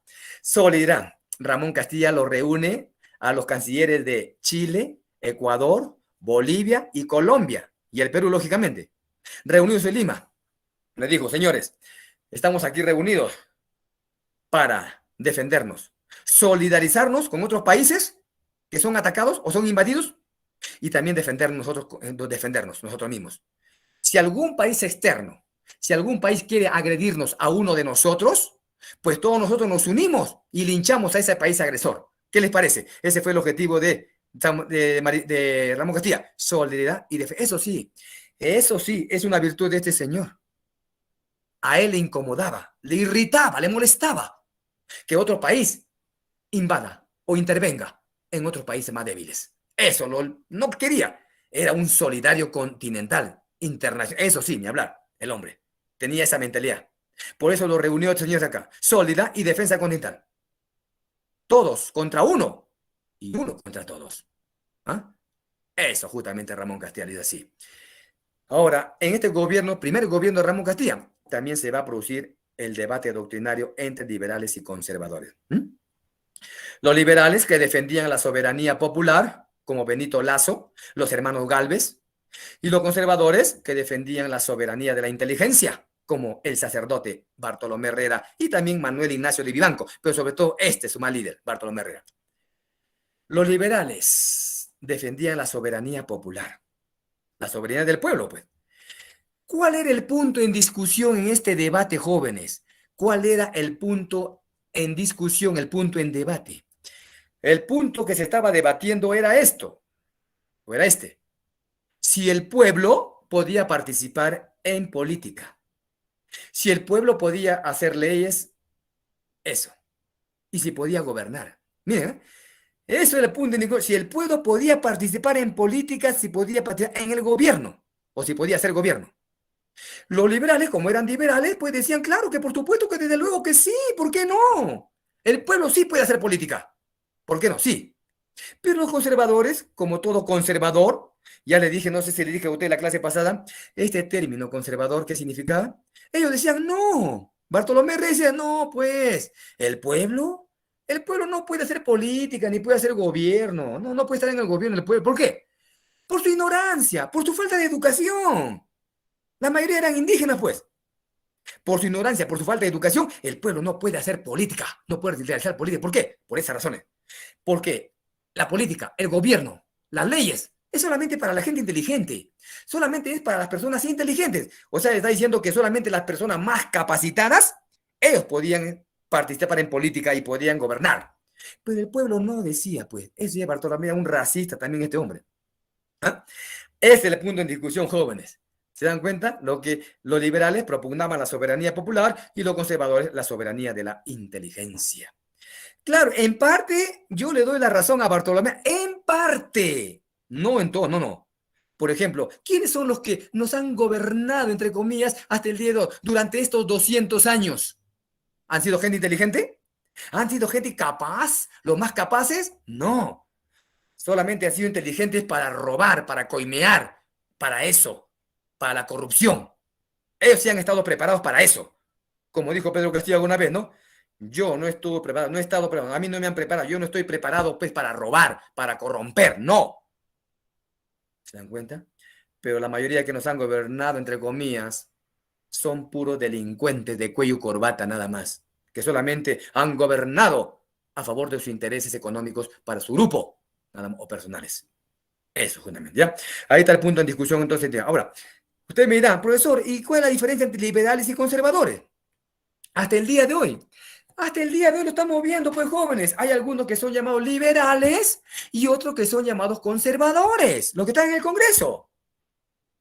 Se les llama liberales a aquellas personas que son más tendientes a los cambios, a las reformas.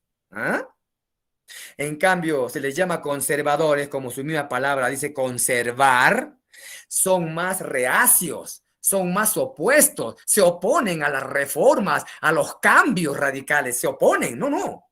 Ellos, los conservadores, dicen, así como estamos, estamos bien. O sea que los conservadores quieren mantener el status quo así, tal como está.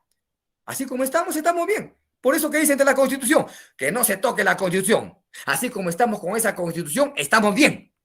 Sí, bien para quiénes, para un grupo, para ellos, nada más, pero no está bien para el pueblo, pues. ¿Ahora me entienden, jóvenes? Ahora saben ya diferenciar entre liberales y conservadores. Los liberales son más tendientes a las reformas, a los cambios. En cambio, los conservadores, no. Prácticamente ellos quieren conservar el mismo estado de cosas, el statu quo. Así como estamos, estamos bien, nada más. Esos son los conservadores y muchos tenemos conservadores aquí en el Congreso, como por ejemplo Montoya. Incluso Montoya no solo es conservador, sino también es fascista. Este hombre, diabólico, con su grupo de gente aquí. Bien, jóvenes, luego llega, le va a reemplazar, toma la posta, ¿quién? El presidente José Rufino Echenique. Aquí se van a producir escándalos de corrupción, acá les comí, escándalos de corrupción en los pagos de la deuda, claro, de la deuda interna, consolidación.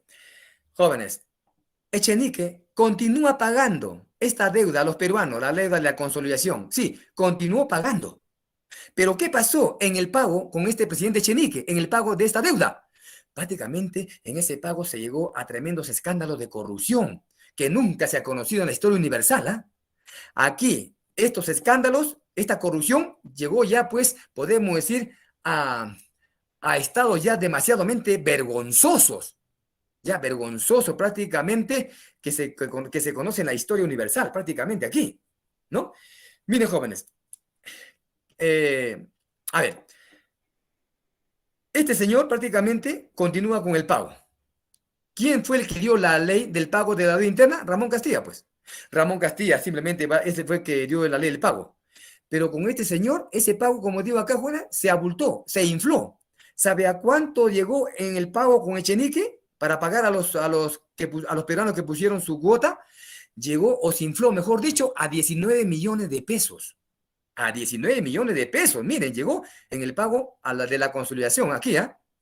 Por eso que Ramón Castilla se va a rebelar contra Echenique, sublevación liberal de Castilla contra Echenique aquí. Esa va a ser la causa, el despilfarro fiscal. Pero antes, que pasemos a su reunión de Castilla. ¿Qué más hizo Echenique? Fomentó la inmigración europea a la selva central. Miren, ¿eh? Echenique va a querer que alemanes, austriacos vengan al Perú, sobre todo a la selva. ¿Para qué dijo? ¿Qué dijo el señor? A ver, dijo, para mejorar, ahí está. Él quería mejorar nuestra raza. con los alemanes y los austriacos. Por eso vinieron, fomentó la inmigración, que venga alemanes, austriacos acá, justamente. ¿Y dónde se posicionaron en la selva? Pues en Oxapampa, en Posuso, en Villarrica, ahí estuvieron. Por eso hoy vemos a sus descendientes de esos alemanes, austriacos, lo vemos pues en ese lugar, en Oxapampa, Posuso, Villarrica, ¿no? Gente gringa, pues caramba, de piel blanca, simplemente de ojos verdes, azules, ¿no? Etcétera, etcétera. Era de corte racista esta inmigración también, pues, ¿no? Se firmó el Tratado Herrera da Ponte y Ribeiro con Brasil, permitiendo la libre navegación en el Amazonas y salida comercial al Atlántico del Perú. Claro que sí. El Perú le pidió a Brasil pues una salida por el río Amazonas solamente, ¿no? ¿No? Una salida comercial al Atlántico. O sea que el Perú quería comerciar también con los países del Atlántico, pues. Quería comerciar. Y por eso le pidió a Brasil una libre navegación también por el Amazonas. ¿Ok? Pero Brasil le dijo, sí, te doy esa libre, pero una condición, me cedes territorio. Perú le tuvo que ceder territorio. Por eso es que Brasil se llegó a expandir más, por eso el país más grande de Sudamérica, y el Perú se empezó a achicar con la entrega de territorios a Brasil. Entonces, Tratado Herrera da Ponte y Ribeiro con Echenique, con Brasil, libre navegación en el Amazonas y salida comercial atlántico. Otra obra que hizo o hecho que se presentó con Echenique, reivindicó las Islas Lobo de Tierra que Inglaterra pretendía apoderarse. Estas islas, este grupo de islas se encuentra pues entre Lambayeque y Piura, ¿no? Inglaterra quería apoderarse de estas islas simplemente, claro, porque había pues recursos ahí también de animales, ¿no? También acá en las Islas Lobo de Tierra. Pero menos mal que él simplemente lo reivindicó. Inglaterra tuvo que ceder prácticamente, ¿no? Se produce también la invasión de moneda boliviana de baja calidad, la llamada feble, como se conoce, en los mercados peruanos. En el gobierno de Echenique comenzaron las monedas bolivianas a penetrar en los mercados peruanos. Una moneda pues de baja calidad que es la llamada la moneda feble. Ya, simplemente sí. Lo pongo esto porque un examen de admisión también ha venido un examen de admisión. Por si acaso, ya estos son los datos más importantes que les doy. Ahora sí, Ramón Castilla se revela contra Echenique. Dice, ¿cuál fue la causa? Por el despilfarro fiscal por los abusos en el pago de la consolidación que estaba haciendo Echenique. Aquí lo detengo a Ramón Castilla y le digo, oiga, señor Castilla, un momentito, deténgase ahí. ¿Qué? ¿Usted se revela? ¿Le parece incorrecto eso, no? Se asa por eso que está haciendo Echenique. Pero si usted mismo fue el que comenzó este escándalo de corrupción. Usted mismo fue el que inicia estos escándalos de corrupción, señor Castilla, así que usted no se queje, no diga nada. Yo le diría así a Ramón Castilla. ¿Usted fue el que inició este escándalo o no? Al dar la ley del pago de la deuda interna, pues señor, usted, así que no diga nada, por favor, me está asando. Pero Ramón Castilla de repente, ¿qué me diría? Me diría esto. Está bien, pues. Está bien, profesor Cabanilla, está bien. Ya, de acuerdo. Yo di la ley. Sí, pero cuando yo di la ley para pagar a estos peruanos, con la ley de la deuda de la consolidación, yo me fijé un tope en ese pago. Yo solamente dije que voy a pagar o voy a soltar solamente hasta 7 millones de pesos. Hasta ahí voy a pagar a estos señores peruanos que pusieron su dinero. No más. ¿Yo qué culpa tengo, profesor Cabanilla? Me diría que este maldito Echenique se haya sobrepasado pues en ese pago. Se haya sobrepasado, me dice. ¿Se dan cuenta? Me diría eso Ramón Castilla. Claro, eso me diría Ramón Castilla. Pero el que inició este escándalo fuiste tú. Pues, si no hubiera dado esa ley, no hubiera pasado nada aquí. ¿Se dan cuenta? Entonces, ahí está la causa contra Echenique. Le hace la guerra a Ramón Castilla Echenique, despilfarro fiscal por los abusos. Castilla lo vence a Echenique en la batalla de La Palma en Lima. Ahora, durante el proceso de la guerra contra Echenique, Castilla les ofrece a los indígenas abolir el tributo y a los negros su libertad o manumisión. Sí, durante su guerra contra Echenique, jóvenes, cuidado, por favor, no se confundan. Si le formulan una pregunta sobre esto, ¿no? ¿En qué momento Ramón Castilla les ofrece a los indígenas abolir el tributo y a los negros su libertad? No vayan a decir en su primer gobierno ni en su segundo gobierno. No, no, no, no, no. ¿En qué momento les ofrece a los indígenas? Durante su guerra. La respuesta sería durante su guerra contra Echenique. Ahí les ofreció. Ahora, ¿en dónde ya se aplican de manera efectiva o se formaliza estos dos ofrecimientos? Ahí está, cambia la figura. Ahora sí, en su segundo gobierno ya. Ahí se formaliza, podemos decir ya, se hace efectivo ya, de manera efectiva, estos ofrecimientos. O se aplica de manera efectiva. Son dos cosas diferentes, entonces, jóvenes. El ofrecimiento los hizo durante su guerra contra Echenique, pero se formaliza y se aplica ya de manera efectiva estos ofrecimientos durante su segundo gobierno de Ramón Castilla. ¿Ya? Cuidado con eso. Dijo, "Pues, ahora sí, luego de derrocar a Chenique, Ramón Castilla, hace segundo gobierno, 1855 a 1800. Llegó al gobierno con apoyo de los liberales, sin ser liberal Castilla. Castilla no era liberal, ¿ah? Pero llegó al gobierno con apoyo de los liberales. Por esa razón es que primero Ramón Castilla promulga una primera constitución, la constitución de 1850, que era de corte pues liberal, ¿no ves? Era de corte pues liberal, ¿no? Su segundo gobierno de Ramón Castilla Jóvenes tendría dos fases. Tiene dos fases. Un gobierno provisional, porque salió después de la guerra con Echenique, un gobierno provisorio o provisional, y luego tiene un gobierno ya constitucional. Este sería un gobierno provisional, y este sería su gobierno ya constitucional de Ramón Castilla. Ok. A ver, en la primera, la constitución de 1856. Aquí, ¿no le dije? Miren lo que estoy diciendo ahorita, ¿ves? Ahora sí, en su segundo gobierno de Ramón Castilla, se formaliza la abolición del tributo indígena aquí en Ayacucho y la libertad de los esclavos en Huancayo. En estos dos lugares firmó los decretos aboliendo el tributo indígena aquí en Ayacucho y el decreto libertando a los esclavos en Huancayo. Pero cuidadito, ¿por qué lo liberó a los esclavos Ramón Castilla? ¿Y por qué ofreció a los indígenas abolir el tributo? ¿Por buena gente Ramón Castilla? Quizás lo liberó a los esclavos por humanidad, ¿ah? ¿O por compasión? No, no, no, cuidado, ¿ah? Si le ofrece abolir el tributo indígena a los indios o indígenas, abolir el tributo a los indígenas, los condicionó, los dijo, si ustedes me apoyan en mi guerra contra este señor, abolió el tributo indígena. Lo libero el tributo, suprimo el tributo indígena. Y si ustedes negritos me apoyan en mi guerra con Echenique, los liberto. Ah, entonces fue una libertad pues condicionada. ¿Ah? Fue una abolición del tributo condicionado. Si ambos les prestaban apoyo en su guerra a Echenique, los ofreció esto. ¿Ah? Entonces, mucho cuidado, son ofrecimientos condicionados. ¿Qué hizo Ramón Castilla? No lo hizo por buena gente ni por humanidad. Este maldito Ramón Castilla. Muy bien, ahí está. Entonces, en su segundo gobierno se formaliza la abolición, el tributo indígena y la libertad de esclavos. Se crea el Consejo de Ministros que tenemos hasta el día de hoy y también la Fiscalía de la Nación. Aquí se crearon, miren, ¿eh? Con el segundo gobierno de Ramón Castilla. El Consejo de Ministros antes se llamó Consejo de Estado. ¿Qué más hizo Ramón Castilla? Ahora hace un gobierno constitucional, este gobierno provisorio o provisional. Promulga la Constitución de 1860, ya de carácter moderada, ni tan liberal, ni tan conservadora, moderada. Y esta Constitución de 1860, jóvenes, duró hasta 1920, año en que Augusto B. Leguía llega al gobierno y a partir de ese momento, durante el oncenio de Leguía, ahí recién cambió la Constitución. Por lo tanto, ¿cuántos años duró la Constitución de 1860 Ramón Castilla? Duró 60 años. Por lo tanto, viene a ser la Constitución de más larga duración en el Perú. La Constitución que duró más años, la de 1860 Ramón Castilla, no se olviden, 60 años. ¿Y cuál fue la Constitución que duró la de menor duración, que solamente duró 49 días? Eso fue la Constitución vitalicia de Simón Bolívar de 1826. ¿Qué más hace en su segundo gobierno Ramón Castilla? Realizó el primer mapa del Perú. Elaboró el primer mapa del Perú a cargo del geógrafo peruano Mariano Felipe Paz Soldán.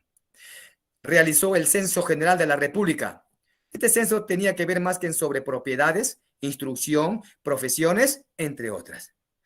Por acá, cuidado jóvenes, a ver, con este censo general, sí, si bien viene a ser el primer censo general de la llamada República, ¿ok? El primer censo general de la República con Ramón Castilla, de 1860.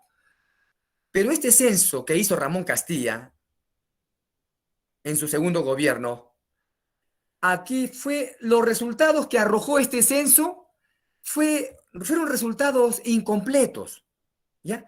Eran todavía resultados incompletos, no eran resultados exactos como lo vemos hoy día en los censos que son de hoy día, pues.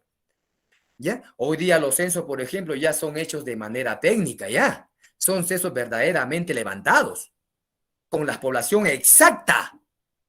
Aquí no. La población, los resultados no eran exactos, solamente eran calculados, nada más, calculados.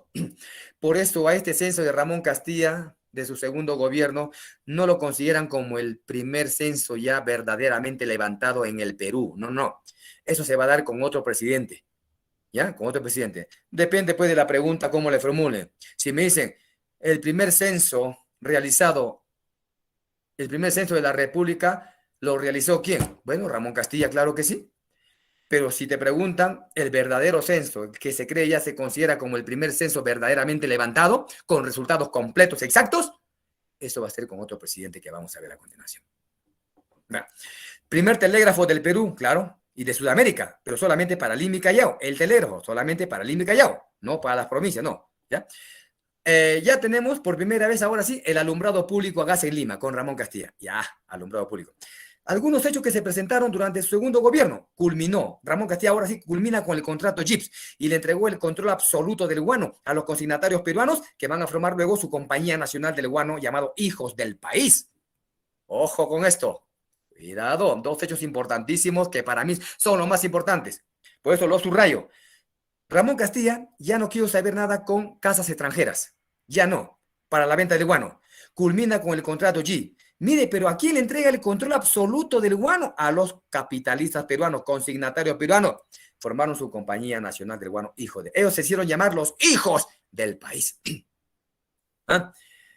Ahora, se producen protestas de artesanos en el Callao por la importación de productos extranjeros. Claro, no le convenía pues a los artesanos del Callao que importen productos del extranjero. Se produce la guerra con el Ecuador, terminando, menos mal que esta guerra terminó con el Tratado de Mapasinque de 1860. Los ecuatorianos, desde que se inició la llamada República, empezaron a reclamar territorios fronterizos de la selva. Claro, territorios de la selva fronterizo donde existen pues, recursos naturales como petróleo, gas, por ejemplo. ¿Ah? Los ecuatorianos siempre, pero menos mal que Castilla lo derrotó en el mismo pueblo de Mapasingue y ahí se firmó el Tratado de Mapasingue en territorio ecuatoriano. Lo derrotó en su mismo territorio, Mapasingue, Ecuador. Se produce la protesta peruana ante la intervención europea, ¿no le digo? ¿Ah? Eso es Ramón Castilla, protestaba ante las intervenciones europeas en Ecuador y México, por ejemplo. ¿Ah? Eso, entre otros hechos, que hizo Ramón Castilla en su segundo gobierno. ¿Listo, Juan? Luego viene el gobierno de Juan Antonio Pezet. A este señor ya le correspondió hacer frente al conflicto con España. Aparece en las costas del Callao una expedición científica española. Ocurrió el incidente de la hacienda Talambo, en Chiclayo, con la muerte de un trabajador español. Este incidente de Talambo vino a ser el factor detonante, no la causa de la guerra, sino el detonante del conflicto. O sea, la chispa que encendería la pradera, ¿ah? O la hoguera. La flota española ocupó las islas guaneras de Chincha. Por este conflicto, por este incidente, la flota española ocupa las islas guaneras de Chincha.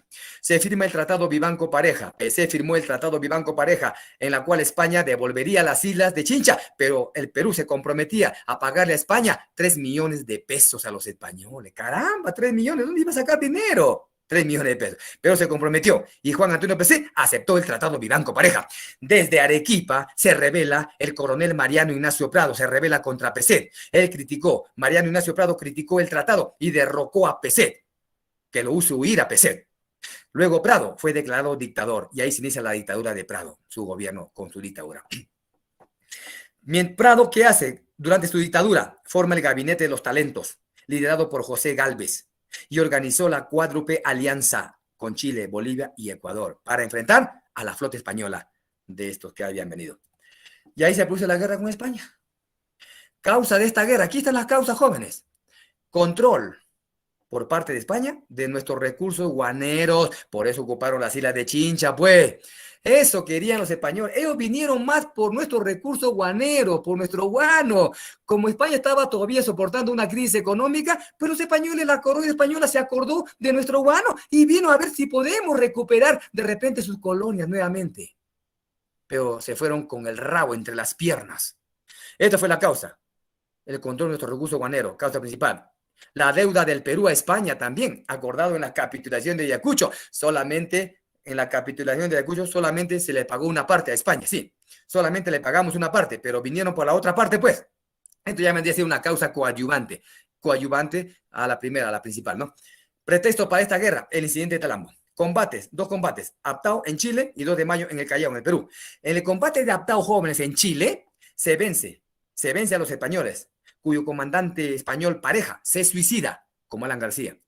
Españoles bombardean el puerto de Valparaíso, sí lo bombardean.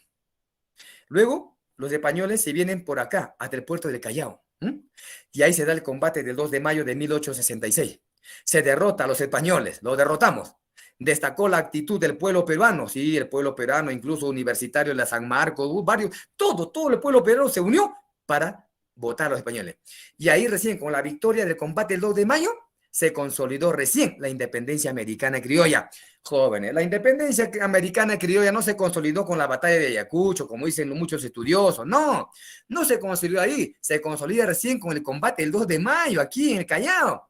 Ahí, ¿por qué? Porque los españoles vinieron nuevamente para ver si recuperaban otra vez sus colonias americanas. Pero a partir de este momento, con la derrota del combate del 2 de mayo, se fueron con el ramo entre las piernas, definitivamente, para no volver jamás hasta el día de hoy.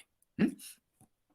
En este gobierno de la dictadura de Prado también se restableció. Otra vez se restablece el tributo indígena, impuesto al trabajo sobre todo. Esto produjo la rebelión de Juan Bustamante Tupac Amaru III en Huancané, Puno. Ojo. Se promulgó la Constitución de 1867, pero solamente duró 5 meses. Luego se decidió retornar mejor a la Constitución de Ramón Castilla de 1860. Luego tenemos el gobierno de José Balta, jóvenes. José Balta, último presidente del primer militarismo, culminó el auge del guano. Ya con Balta se culmina pues el auge guanero, el boom del guano. ¿Quiénes fueron los presidentes que estuvieron con este auge guanero? A ver, de los tres tenemos a Ramón Castilla, a Echenique y a Balta. Los tres estuvieron dentro de la bonanza del guano. Pero de estos tres, ¿quién fue el que más se abrochó con la venta del guano? ¿Quién más hizo su agosto? Eso fue Ramón Castilla. Más que nada, en el puesto le llamaron la prosperidad falaz. A ver, José Balta, se firma el contrato Dreyfus a través de monopolio, claro que sí, con la casa Dreyfus, los hermanos Dreyfus. ¿Quién fue el gran gestor de este contrato Dreyfus? Nicolás de Piero, a su ministro de Economía o de Hacienda de Balta. Objetivo del contrato, ¿para qué se firmó el contrato Dreyfus? Dreyfus. Objetivo, jóvenes. El principal objetivo por el que se firmó el contrato fue esto, para terminar con los consignatarios guaneros peruanos, con estos malditos hijos del país. ¿Ah? ¿De acuerdo? Los hijos del país. Ya, a que Ramón Castilla le dio la venta del guano a estos señores. Estos consignatarios guaneros peruanos que recibieron del gobierno de Castilla, pues, la venta total. Estos, ¿sabe qué estaban haciendo? Mire, le estaban estafando. Le estafaban en la venta del guano en Europa, al Estado peruano. Le estaban estafando. Eso se dio cuenta Nicolás de Piérola. Llegó un tiempo que estos malditos cocinatarios guaneros peruanos amasaron fortunas, se enriquecieron, hasta más no poder. Y el Estado peruano, dueño del guano, se estaba empobreciendo cada vez más. Por eso vio Nicolás de Piedra y le dijo, oiga, don José Balta, miren cómo estos malditos cocinatarios guaneros están enriqueciendo, caramba, y el Estado peruano está en po, no tiene dinero. Así que un consejo de conejo le dijo, ¿qué cosa? Terminemos con estos malditos guaneros, quitémosle la mamadera a la teta. Entonces Nicolás de Piedra les quitó la mamadera. Uy, pusieron el grito en el cielo, hasta le hicieron juicio al Estado, a través de la Corte Suprema del Perú. Caramba, pero al final ganó el gobierno de Balta. Tuvo ganar el Congreso. Le estafaban al Estado. Y todavía, mire qué conchan, ¿ah? Mire estos señores, disculpen la palabra, pero a veces da esto. Mire qué, como le dicen, ¿no? Qué conciencia de estos cocinatarios guaneros. Como veían el Estado no tenía dinero, le decía, no tiene dinero, señor Estado, no se preocupe, nosotros le podemos prestar dinero. Sí, le prestaban dinero con altos intereses al Estado, al dueño del guano. O sea, sus empleados le estaban prestando dinero al dueño del guano, imagínense. ¿Eh? Y otro objetivo del contrato de Dreyfus también, tener dinero para pagar la deuda externa, claro que sí. Objetivos principales del contrato Dreyfus. Obras y hechos del gobierno de Balta. Inició una política ferrocarrilera, siendo su constructor el gran ingeniero norteamericano Enrique o Henry Mains, llamado el Pizarro Yankee de los ferrocarriles. Miren, así lo han llamado, el Pizarro Yankee. ¿Por qué? Porque vino pobretón y aquí se enriqueció. Igual que Pizarro, vino de España pobretón y aquí se hizo fortuna Pizarro. Pues llamamos el Pizarro Yankee de los ferrocarriles. Entre los varios ferrocarriles que construyó Balta, destaca uno, el ferrocarril central, Lima-La Oroya. En construcción, ¿qué hizo Balta? Construyó el Palacio de la Exposición, el Hospital 2 de Mayo, el Muelle y Dársena del Callao, así como también el Puente Balta, que está sobre el río, ¿no? El Puente Balta, bueno, entre otras cosas. Ok. Derrumbó las murallas virreinales de Lima, claro que sí, para expandir más la ciudad, para expandir más la capital. Por eso derrumbó las murallas virreinales. Los consignatarios guaneros desplazados por Balta, formaron el Partido Civil con su líder, Manuel Pardo y Lavalle, para tomar el poder. Y lo consiguieron, claro que sí. Llegaron al gobierno, llegaron al pueblo liberales, perdón, los civilistas, ¿ah? Los guaneros desplazados por Balta. Formaron su Partido Civil. Se produce, ahora, ¿cuál era el, acá, rapidito, antes que se me pase estos jóvenes, aquí, a ver, ¿cuál era el objetivo? Acá mejor, acá le digo esto, ¿ya? Se produce la rebelión de los hermanos Gutiérrez contra la edición de Manuel Pardo y Lavalle. Mire, jóvenes, José Balta había convocado a elecciones presidenciales. Ya estaba por terminar su gobierno. Y convoca elecciones presidenciales y salió ¿quién ganador? Manuel Pardo y Lavalle, líder del Partido Civil. Pero los hermanos Gutiérrez no querían que Manuel Pardo y Lavalle llegue al poder, pues. Ahí está el objetivo. Su objetivo de su rebelión de sus hermanos Gutiérrez era impedir que el Partido Civil con Manuel Pardo y Lavalle llegue al poder. ¿Por qué razón no quería que el Partido Civil, Manuel Pardo y Lavalle llegue al poder? Porque los hermanos Gutiérrez decían que este maldito Manuel Pardo y Lavalle era un corrupto, que se había enriquecido con el guano. Sí, es cierto. Era un consignatario guanero. Era uno de los que estafaban al Estado en la venta en Europa, pues. Sí, era un corrupto. ¿Y cómo puede ser posible que un corrupto que ha estafado al Estado esté postulando para ser presidente o llegue al gobierno? No, ese es el objetivo de ese hermano Gutiérrez. Repito, objetivo de su rebelión, impedir que el Partido Civil con Manuel Pardo y Lavalle llegue al poder. Entonces se rebelan 4 hermanos, coroneles, 4 coroneles del ejército eran, ¿ah? Contra el señor Manuel Pardo. Toman prisionero a Balta, lo meten a una prisión, a una celda, y luego lo asesinan a Balta en la misma celda. El pueblo se subleva y capturan a los Gutiérrez, siendo ajusticiados los hermanos Gutiérrez. Aquí está. Que eran 4 coroneles: Tomás, Silvestre, Marcelino y Marceliano. Solamente 3 fueron ajusticiados por el pueblo: Tomás, Silvestre y Marceliano. Marcelino, este que estaba medio oscuro acá, opaco, él fue el único que escapó hacia Arequipa, huyó, se salvó. En cambio, los otros 3 hermanos fueron ejecutados en la horca, aquí. Pero antes que mueran los hermanos Gutiérrez, ¿a quién lo nombraron como presidente del Perú? Los hermanos Gutiérrez, a su hermano Tomás. Tomás fue nombrado presidente por los hermanos Gutiérrez, ¿ok? Ahí. Y aquí está la muerte, le disparan en su propia cama, ¿no? En la privada celda lo matan a José Balta, justamente así. Luego de la muerte de José Balta, claro, de todas maneras, quien salió elegido, salió Manuel Pardo. De todas maneras, Manuel Pardo y Lavalle salió elegido. Y ahí se inicia lo que se conoce en la historia como el primer civilismo, 1872-1879. Manuel Pardo y Lavalle, el profeta de los ferrocarriles. A él le llamaron el profeta, no a Balta, a él, el profeta de los ferrocarriles. Primer presidente civil del Perú, fundador del Partido Civil. Sí, el partido más antiguo, ojo jóvenes, el partido más antiguo del Perú, el Partido Civil de Manuel Pardo y Lavalle. Con Manuel Pardo y Lavalle, el Perú ingresa ya a la bancarrota fiscal. Ya, el Perú hace su ingreso a la bancarrota fiscal. ¿Qué hace Manuel Pardo y Lavalle? Disolvió, ojo, disolvió el contrato Dreyfus, lo disuelve y lo reemplazó con el contrato Rafael. Sí, firma un nuevo contrato con la casa inglesa Rafael para la venta de guano. Tras disolver el contrato Dreyfus, lo disolvió. Nacionalizó el salitre de Tarapacá. Sí. Decretó la ley del estanco del salitre. O sea, ¿qué cosa era la ley del estanco? Un nuevo impuesto para la extracción. Miren, jóvenes, quienes estaban explotando el salitre y vendiendo en Europa, en Tarapacá, ¿quiénes eran? Eran chilenos e ingleses. Ellos estaban vendiendo ya en Tarapacá, estaban explotando y vendiendo a Europa. Entonces, Manuel Pardo y Lavalle llega al gobierno, al poder, y encontró el fisco sin dinero. No había dinero en la caja fiscal. Entonces, ¿qué hace Pardo y Lavalle? Dijo, ¿de dónde saco dinero ahora, caramba? Para realizar mi proyecto político. Él quería realizar su proyecto político, desarrollar el país, sobre todo en agricultura y la minería. ¿Ah? ¿Qué hago? Dijo, no tengo dinero. Ah, ya sé, dijo, fija su mirada. ¿Dónde fija su mirada? En el salitre de Tarapacá. De ahí voy a sacar dinero. Pero tuvo que chocar con los ingleses y los chilenos que estaban ya explotando en Tarapacá el salitre, pues. Decretando la ley del estanco, un nuevo impuesto. Señores chilenos, ingleses, ahora he dado una ley, he estancado este salitre. A partir de hoy ustedes me pagan un nuevo impuesto por la extracción de este salitre.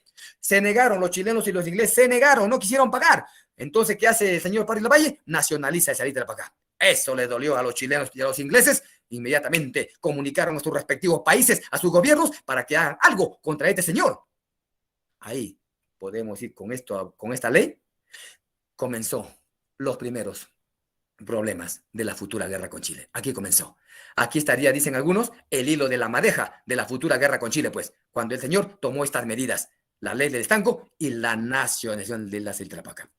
Redujo el gasto público, claro, redujo el gasto público, sobre todo redujo el gasto militar. Tremendo error el señor. ¿Por qué redujo el gasto militar? Él decía, es que estábamos en bancarrota, pues no había dinero, ¿de dónde iba a sacar dinero? Hubiera hecho hasta lo imposible por obtener dinero, darle en concesión de repente algunos recursos naturales, tal como se hace el día de hoy, dar en concesión a algunas empresas extranjeras para de esa manera sacar dinero.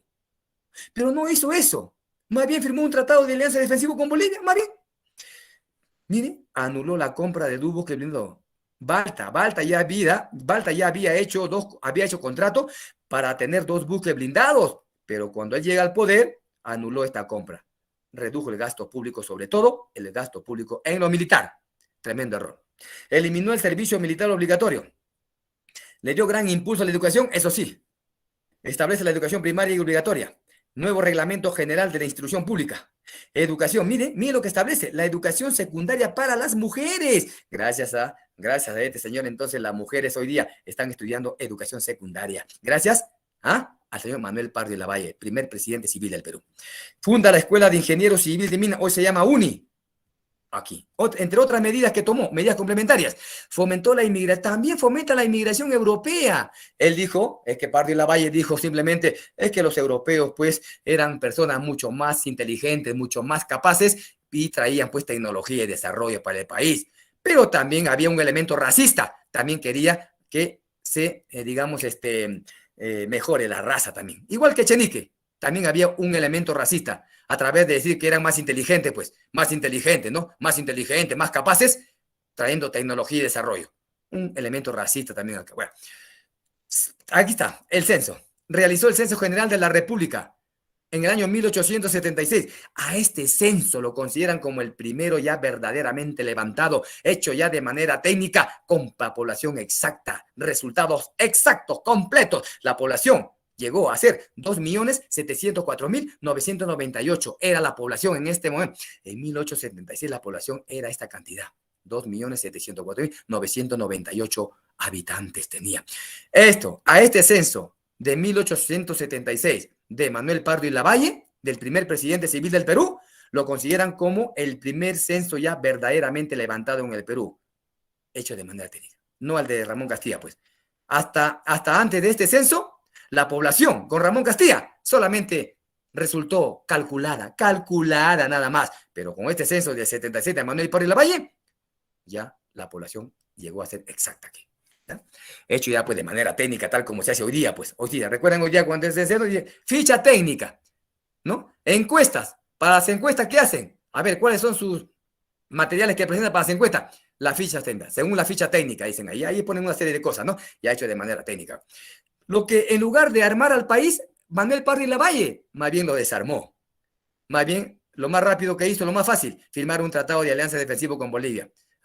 Este tratado fue firmado entre José de la Riva Agüero por el Perú y por Bolivia, Juan de la Cruz Benavente. Aquí está el tratado.